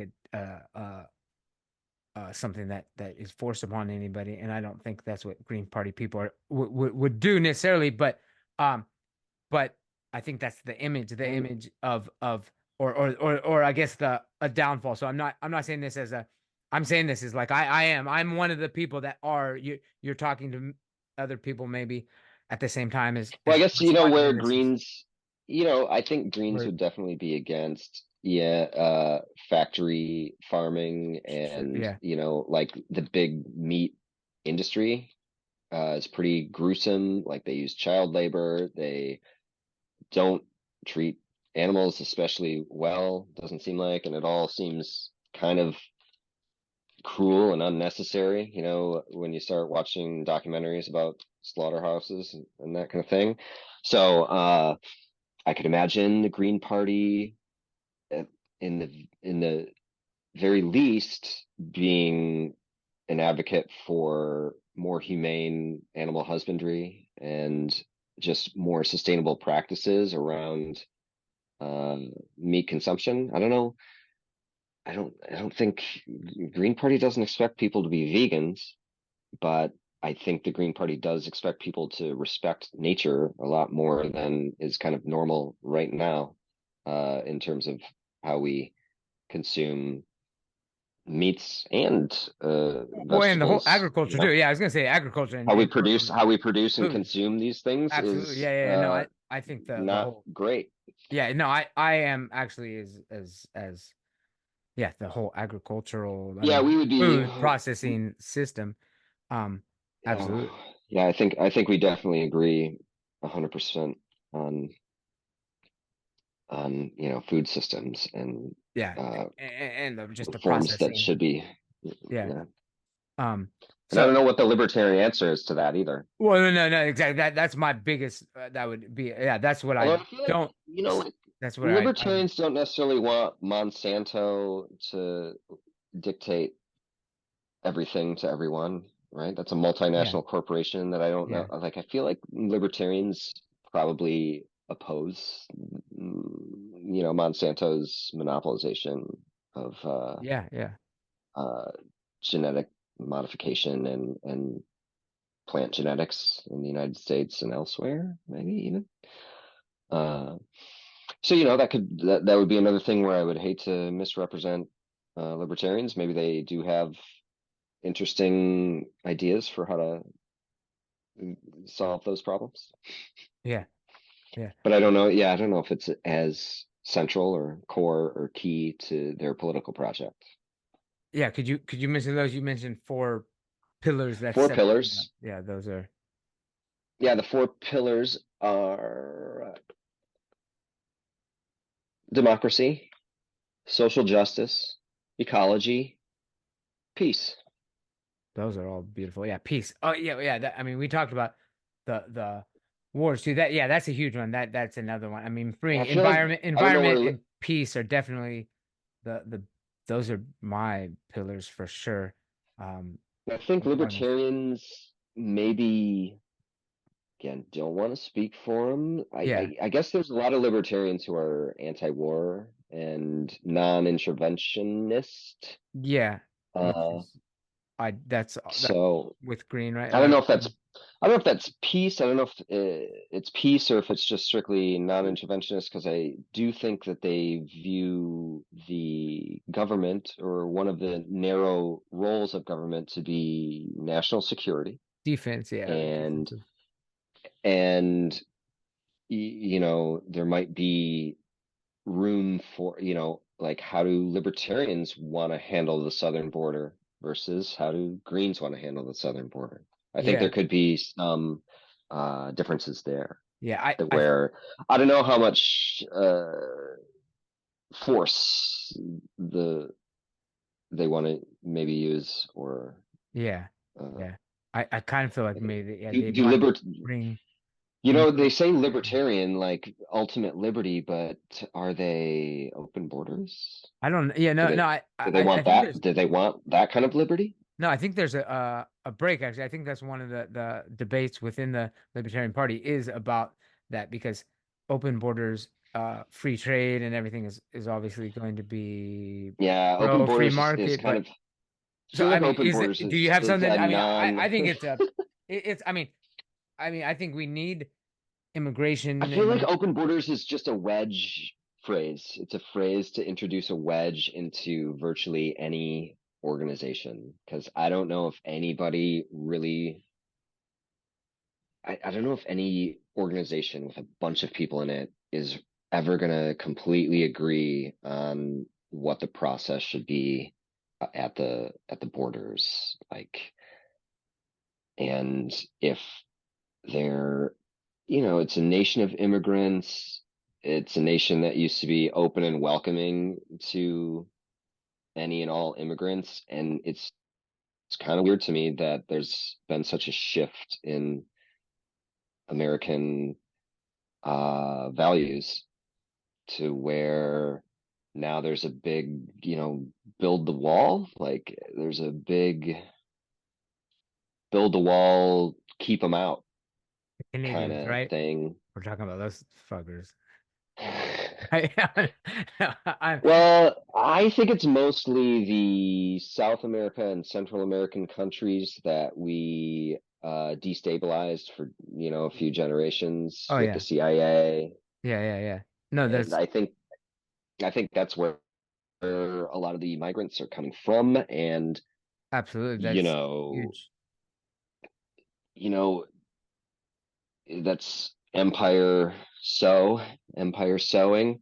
Oh, empire reaping. Oh, you know, Yeah. like we're just reaping the fruits of our misdeeds in the global south. And I don't think that we have any moral or ethical or legal standing, any legitimate standing to say, no, you're not allowed in, go back to your country. It's like, well, I thought this was the place for immigrants to make a better life. Why not me? Like, what? So I don't know. Like, But there's a lot, right? I mean, but, there's like but when people say African, open, and I mean, there are people from all over, or like could be coming through. I guess is the problem that yeah, we don't know who's coming through, right? I mean, that they're not. I mean, I imagine there's so many people. I'm sure there are, yeah, better seeking a better um life, which I think. Well, I hope it can be provided. There's a lot of instability. I mean, I guess I don't know. I can't. I look at things sometimes as like. I mean, I don't. It does seem deliberate, and the two possibilities. One is like we're gearing up for war, and we're going to need people in factories building artillery shells. The other one is that we are going to just extend our borders and make like a supercontinent, which to compete with like uh, like a China Russia block, which they have. I mean, Russia's so huge, man. I mean, and they've obviously demonstrated their ability to, fight off Western support militarily without kind of escalating. They've so I don't know if um so I've got these mixed feelings of like, okay, yeah, what are we gearing up for something? Either I don't- that's I guess that's my fear, and there is the fear. I know to some degree it's just kind of right-wing propaganda, but that we are allowing their like operate Chinese spies. But I'm thinking like I'm sure they're getting through. I mean, America's easier to infiltrate because of our diversity. That it's harder I think to get like an American spy in other countries where, although I mean we do have people that look other ethnicities, but it's more difficult that um so I mean I guess there are I mean there's a lot of concerns I think that are legitimate. I don't know which ones of those are or if you want to comment on any of those. gosh. do I want to comment? The three things were the possibility of like we need people because, well, either cheap labor or that yeah like I mean what I've seen from the Russian war in Russia is like they're able to change their economy and infrastructure to build like sustain war basically and and America has been known to be able to do that, but I don't know if the regular citizens of American could, and having a large influx of immigrants could. So that was one possibility, or even use them to fight. But I was thinking more in factories. The other one is extended borders, like make a supercontinent. I think that idea has been floated around. And then there's a third one. So I said those, and then the third thing I said was oh yeah, that open borders are allowing like I mean it would only take a small batch of people to cause some havoc. If they did if they were able to get, group of 10, 20, 30 people over that could sabotage. I know that that might seem extreme, but it also seems reasonable if we have we're definitely that we do have adversaries that could be coming through those borders within a, a many legitimate people seeking asylum, and then the so those three things. Sorry, I just did the same thing, said the same things. But did you get those three things, or any of those? Are any of those reasonable? Yeah, To me, those are all reasonable. We're prepping for war. We want a supercontinent, and then the concern is, whoa, do we have a control? Are we able to prevent uh bad actors coming in and seriously disrupting our country? I mean, prepping for war, like what? Like a land invasion of the United States. I mean, that seems kind of far-fetched. No, no, no, no, no. I'm And no, no, no, no. I'm not saying that. Well, no, I'm not saying those people are well. That was the third one. Okay, that they're invading. But I'm saying so what like you're gonna take, so you're gonna take a bunch of immigrants and then conscript them into the military? maybe, yeah, yeah. Is that that's far fetched? Is that Hmm. well, not even conscript them into the military. I was thinking conscript or put them in factories to build artillery shells. I don't know. It seems like that's what I've seen from this war in Ukraine is that it seems like the West, the collective West, is would not do real well, maybe even with like just on a weapon production thing. Again, I'm peace, your peace. This is not what we want, but it seems like they probably recognize like, hey, we don't even know if we could go head up with Russia on people we can there, but the weapon production is so yeah. I would not that we conscript them for war, but it's like put them do a wartime factory. Okay, we can knock that one out if that one's far fetched, but it wasn't in Uh, there, or I don't know. yeah, the immigration one is tough because, you know, open borders can be problematic for the labor market, Okay, yeah, yeah. and it can lead to new divisions in the working class. So it's something to be kind of carefully considered. Uh, Ultimately, though, I would have to think that most of those people at the border trying to get into the United States are probably regular people, you know. Oh, absolutely. I don't think And anybody argues that. I uh and if there are terrorists and militants who are trying to get across the border and then dot dot dot, I don't know, what are they doing? What are they doing? Like, um, I know it was, you know, American citizens that have been doing a lot of shoot 'em ups and trying to kidnap the governor of Michigan. And, Oh, really? a lot of I haven't there were a heard lot that. of FBI in, FBI people involved in that one. Maybe it's kind of half and half FBI and hapless rubes.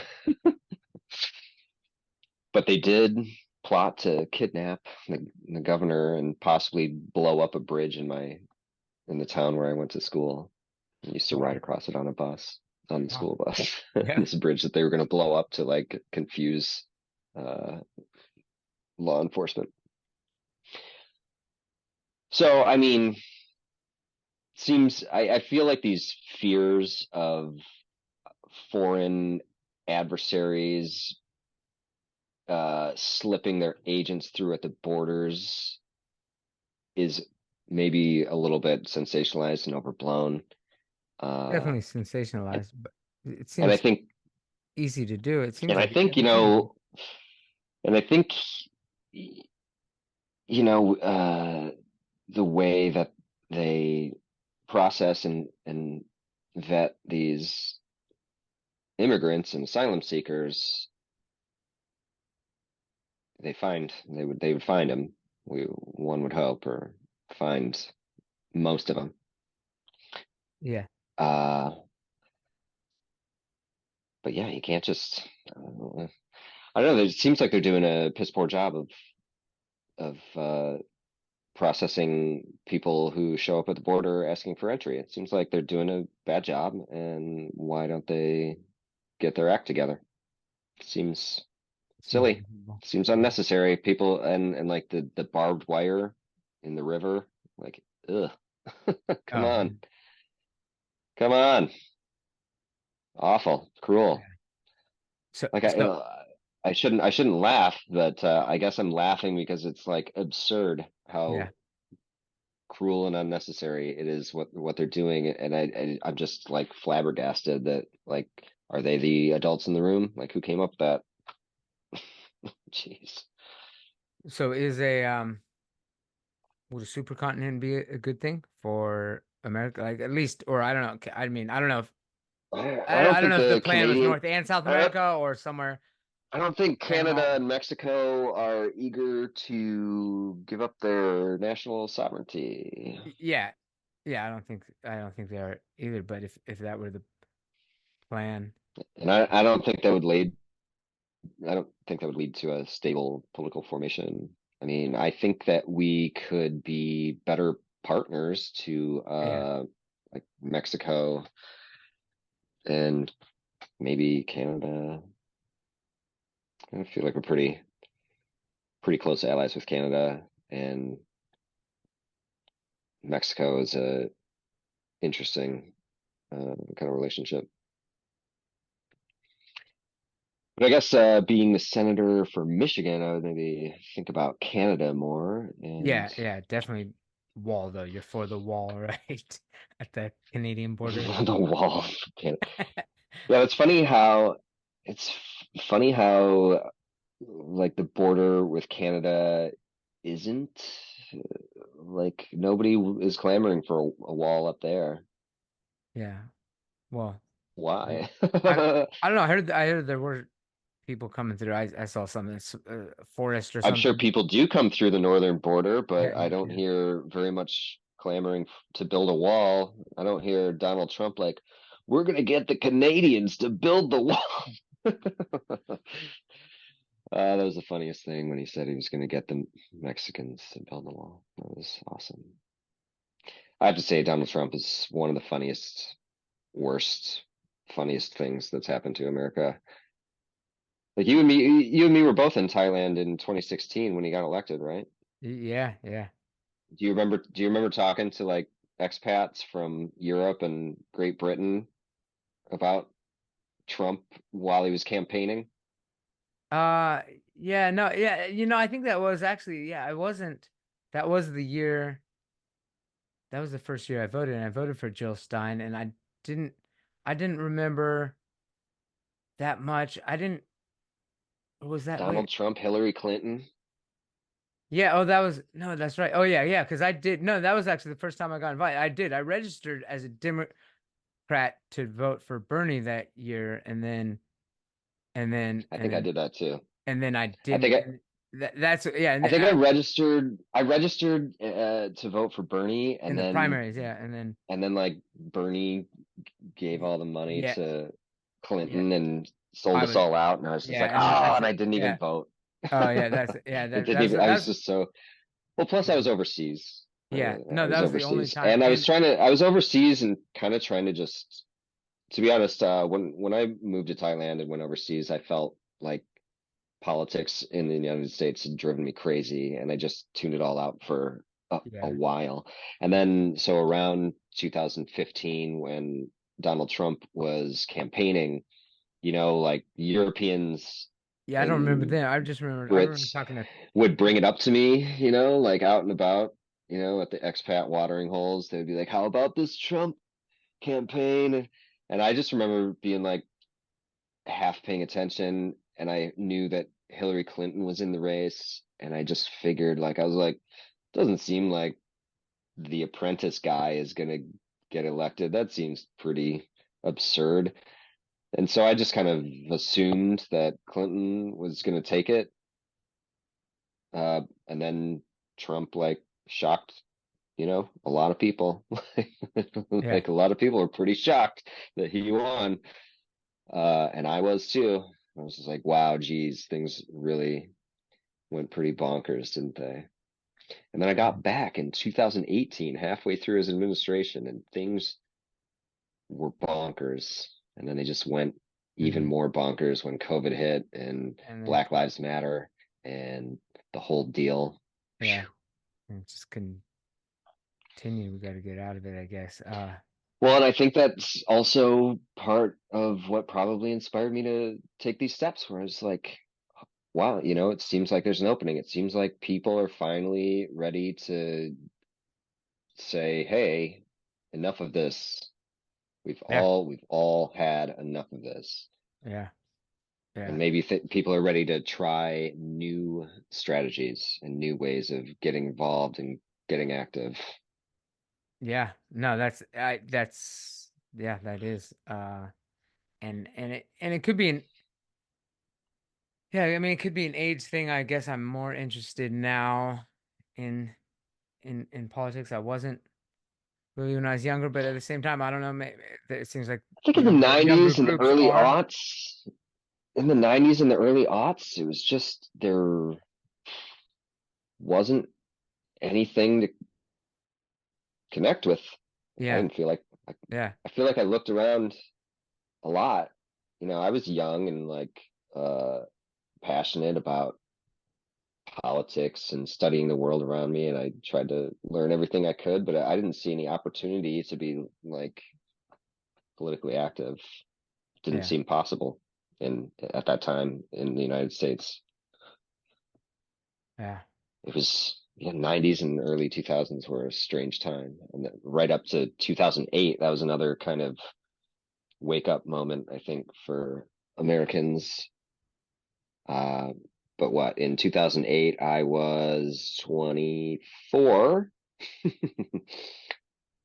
So that was still a little bit early for me to, Yeah. uh, I might not have had a really mature political outlook at that time. Yeah. Absolutely. Nice. Because yeah, Oh.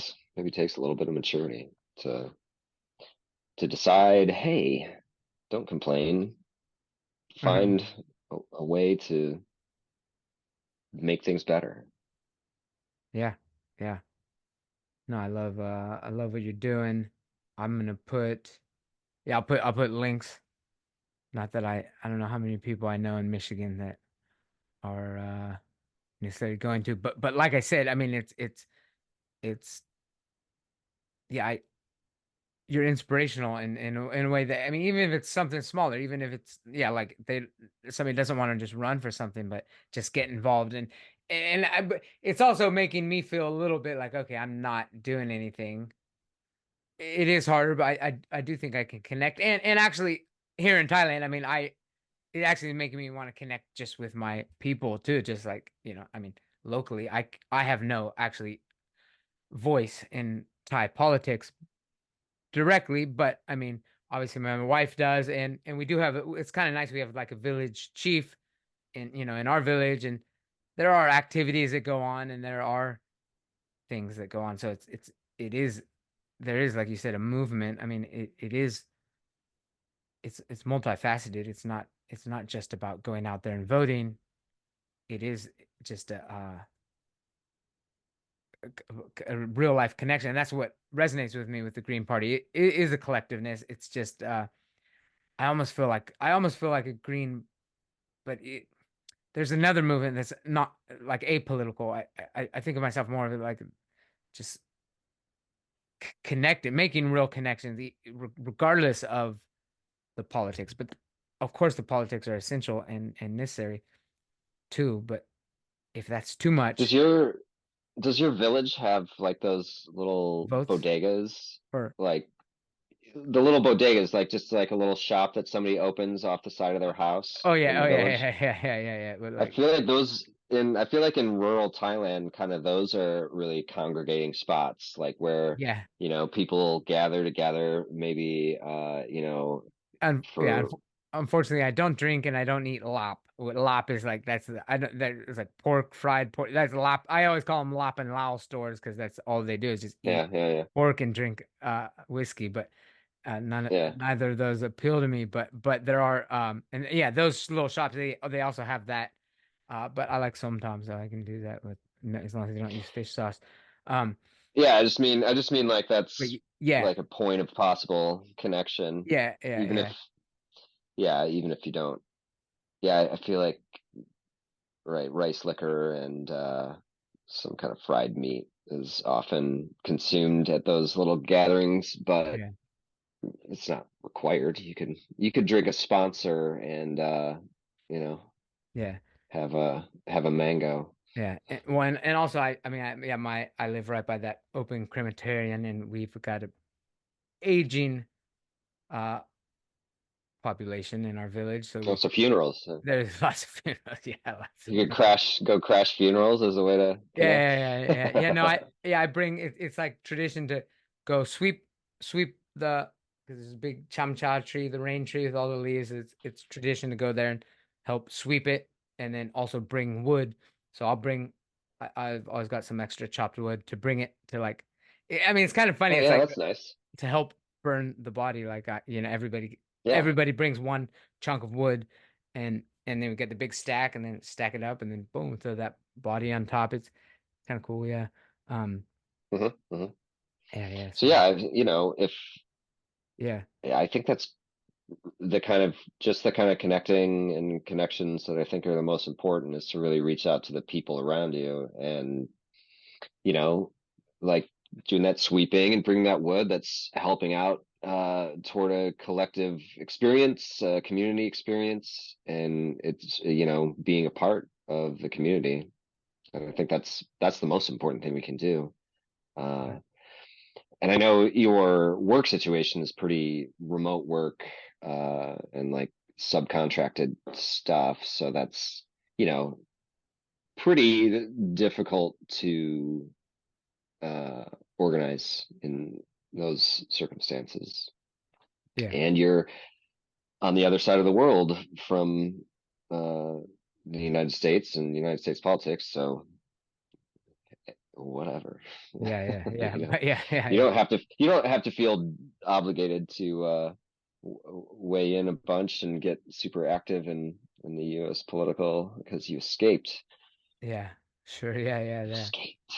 But yeah, no, I hope, yeah, no, I hope to see, uh, yeah, and yeah, more people just seeing that they can do it. So I guess yeah, we'll leave it at that. I appreciate your time, and I look forward to it. Can you give me a date? What's the next date? March. I heard March, May 15th, something. Oh, What was there's that? yeah, What's the next big June thing or June 15th will be the June? day where the Green Party decides if I'm their nominee or not. So Okay. that might be a good time to catch up again and see if I've got, because like I said, I still need to get a address to register my campaign committee and open a bank account, and do some fundraising and generate some literature and try to get some media interviews and stuff. Oh So I yeah. got a lot of work to do, and hopefully I'll have something to update you with in a couple of months. All right. Yeah, no, it's great. Good talking to you. See Yeah, it's been good catching up with you, and I'm that's it. glad everything's going well on your end. Yeah, yeah. What's the latest with your little boy? He's yeah, he's a little monster. But yeah, no, his English and Thai are coming along really well. He's able to kind of code switch and know when to speak which language, when we go out. And people sometimes it confuses them because Thai people will speak English, but they don't know English. They just see him as a half Farang and is gonna speak English, so they'll speak English to him, but he can speak Thai fine, but he doesn't. If you speak English to him, then he's gonna respond in English. So then we try to go back to Thai. So that sometimes that confuses him, but Hmm. we are connecting with some homeschooling because we will be doing homeschooling at least till he's 7. At some point, if he wants to go to school. Right now, he shows no interest in going to school. Um, but of course, we want to have a lot of more socialization with kids. So there's a great community here with homeschooling network they call it. So uh, you know, but I'd actually like I don't want to give them away to an institution too soon. So I'm actually happy to homeschool, but at some point, yeah, kind of let him try out school. But yeah, I don't think Hmm. it's necessary. Given, I mean, I'm fortunate to have this kind of the land and teaching from home that it's not and ICE isn't working, so it works for us. She's actually a little bit she doesn't get a break at all, so that's kind of tough, and both of her parents are dead, and that's common in Thailand. Hmm. Give your kids to your parents. So we've got no support, and my mom's dementia has actually declined kind of severely, but she Hmm. doesn't live with us anymore. She lives in the living center, up an amazing living center. And yeah, I just got to say that out if anybody's going through uh, that and she's fortunate because my father worked like all his life and paid into Social Security, and she didn't because she was raising us most of the time. So her Social Security would have only been like $500, but you do get, which could get taken away. It's Spouse. Yeah. spousal. You get 70% of your spouse. My dad is making like over $2,000. So again, All right. you're in America, $2,000 probably not that great for grandma. If, right here, Thailand, doable. full Yeah. and nice. I mean, it's the facility is It's so like nice. Like, 60,000 yeah, baht a yeah, that's month, more than I right? make in a month. Yeah. Like, It's I more make than we about a made at thousand. the Yeah, I make university, about a right? thousand dollars Yeah. a month. I only teach Saturday and Sunday. So, if I needed to make more money, I could work more. It's Hmm. perfect. $1,000 a month. I can live comfortably, work just 2 days a week. Those 2 days are really tough on Ice because she's got Gabble Gal. He changed his name to Gabble Gal. He's not Chaya. I don't know if when you were here, if he doesn't like being called Chaya. Uh, so, so, uh, so yeah, those, uh, uh, I mean, yeah, it's good. It's a good setup here. Like I said, I mean there are those. So yeah, I'm actually gonna go up and see my mom today. I see her once a week, and it's sad because she's so happy to see me every time. And when she was living here, she actually started to get kind of paranoid. She thought I was drugging her, and she thought ICE was trying to. It got kind of Hmm. ugly that it's nice that when every time I see her now, she's so happy to see me. It's also sad because I know when I'm not there, she's wondering where I am, and when she does see me, she thinks it's been months since she has seen me. Um, Hmm. but it's just I'm pretty good at just looking at it as just doing what I can. And luckily her mother also went through it and she through a similar thing. And I watched her take care of my grandma uh, in in in a resort or a living center in Orville where we grew up, and and she kind of walked me through some of the things almost as if she was preparing me what I should do if I'm in that situation. And she was always real big on I mean, I know I'm doing it how she'd want. I'm giving her just a reasonable time. I'm seeing her once a week and spending the day together, even though I know the 6 days that I'm not there, she's confused maybe and doesn't know exactly where I'm at. But they're, like I said, the living resort is really nice. They have a lot of activities. I'm in communication with them. Sometimes there is a weird incident. She falls a lot and gets injured, and she doesn't like people healing. It's crazy. She had one time she needed stitches on her face. She fell down, serious gash. I had to go to the hospital to meet her because she wouldn't let them do stitches. It totally needed stitches. Mm, She's bleeding. She's just like, no, it's just a scratch. I don't know why they're doing this. I don't even know why I'm here. I don't know why they're uh mm. so uh but again with all the yeah, and I know healthcare is a big part of the platform too, and I don't know without getting into what's wrong with it. All I know is that here in Thailand, she's got no medical insurance, and the cost of course the cost of everything was so reasonably priced. So I know just like those insurance scams or that it has to be up there. There's a way to do it. I don't know how Thailand does it, and of course Thai I mean, of course, Thai people are don't make $2,000 a month. The money, but still, the money she has, a little money extra actually from her Social Security, even after paying for all her room and board and food, and full time nurses at the facility. Even and they did have a she didn't have to get an ambulance, but they had a van that would. Actually, no, I think she did ride in an ambulance. Even an ambulance ride in America, I mean, thousands of dollars. It was affordable.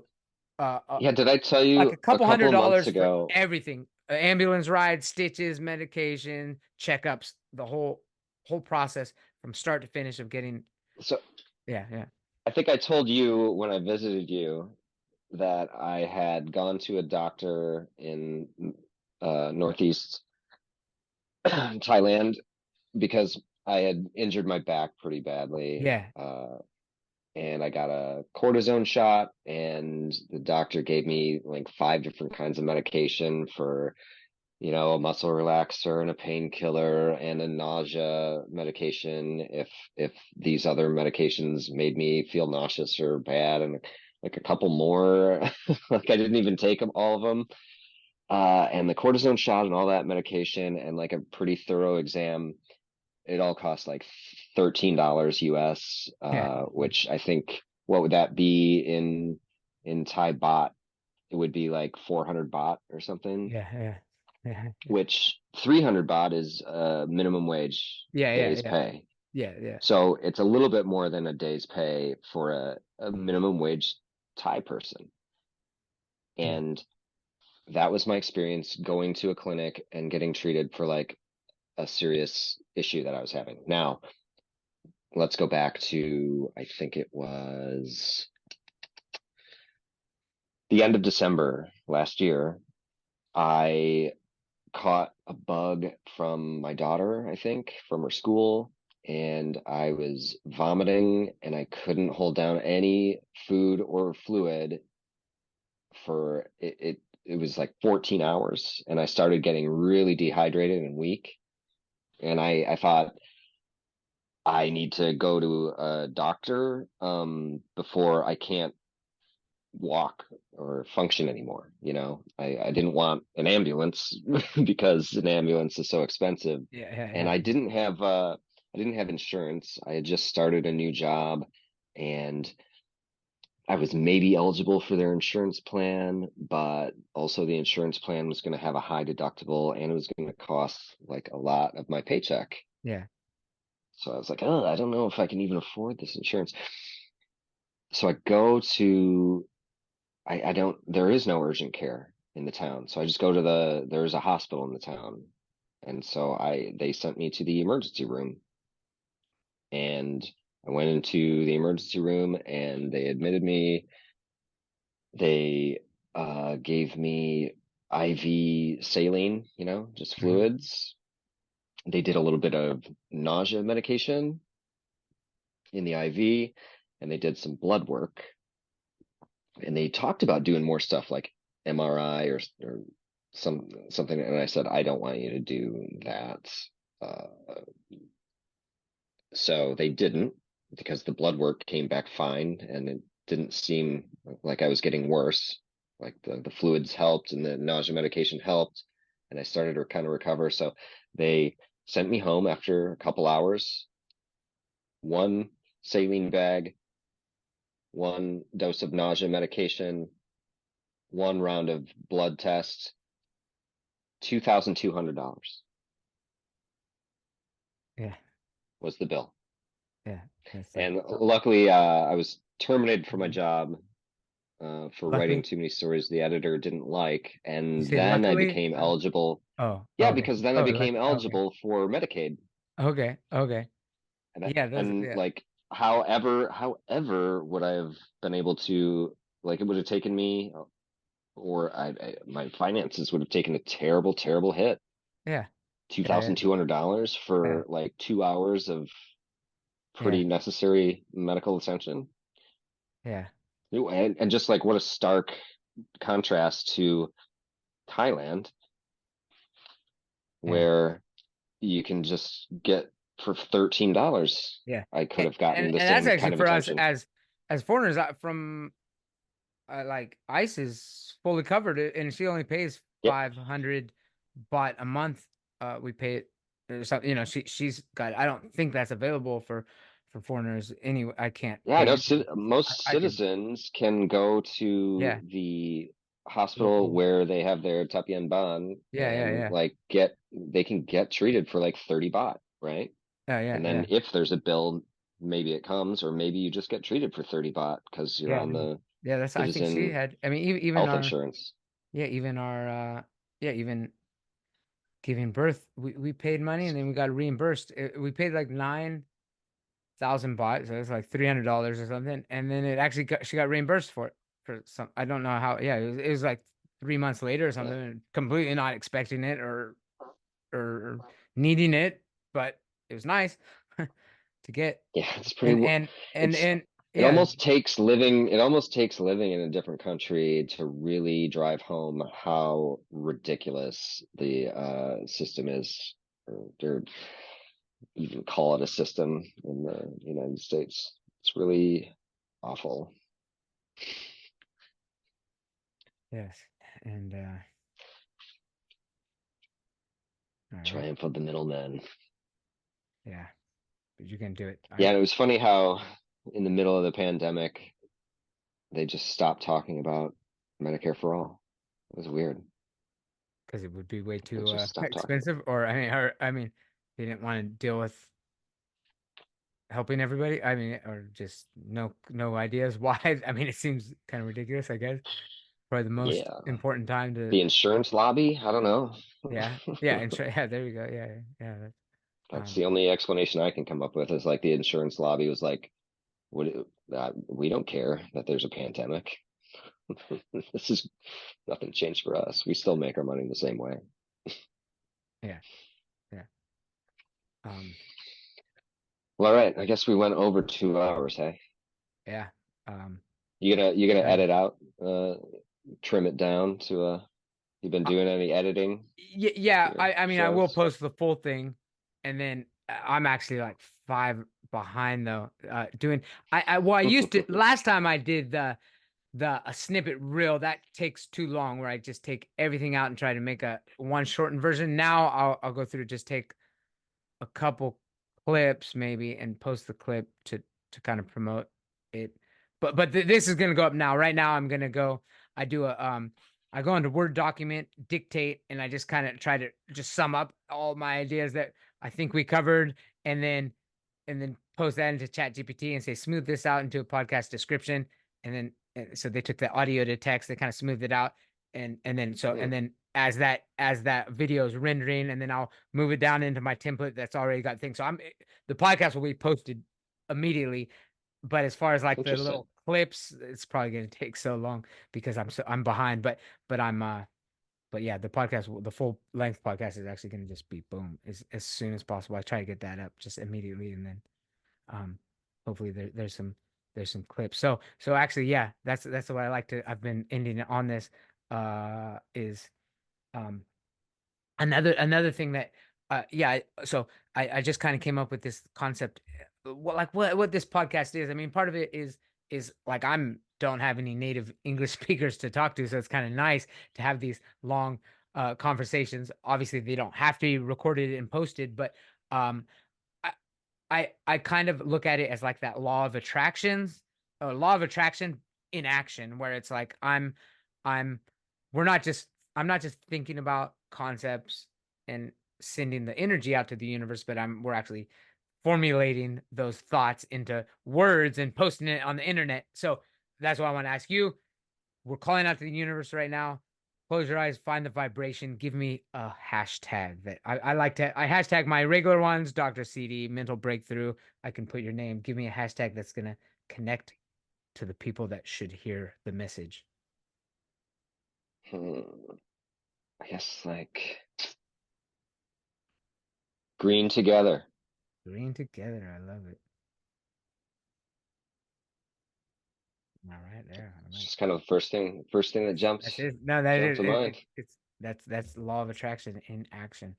Um, yeah. Who knows? It Yeah, could. like I think yeah, maybe there's some better organization near you that's better than green, but get with people and make Yeah. stuff happen. Good. Yeah. That's absolutely. I think that's underlying that point then Yeah. and like I I said, mean, it's something I'm normal.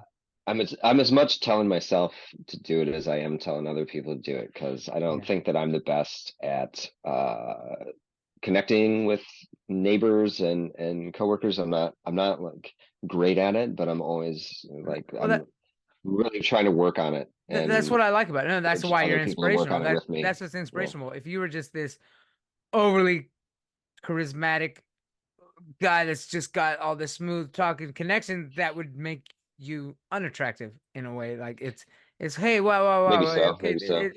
It's it's personable. It's like it is what and it's trustworthy. I mean, pretty soon we're gonna have yeah, people are gonna fake it. That people are gonna be like faking being normal and stuff. Like you know what I mean? I guess they already are. There are kind of that people do. Boy, I see a lot of. Remember when Ron DeSantis was running for president, and he just Yeah, and he just couldn't fake being normal. yeah. It was Yeah, I so saw funny some. to watch. I'm like Watching Ron DeSantis try to act normal is yeah, pretty entertaining. yeah, yeah. Yeah, yeah. All right, it's almost 11 o'clock, and I'm Sure. probably waking up my daughter. So All right. great catching up, Yes, man. you too. Peace and love. All right. Stay Catch up green. with you again soon. All right. All right, Bye. bye.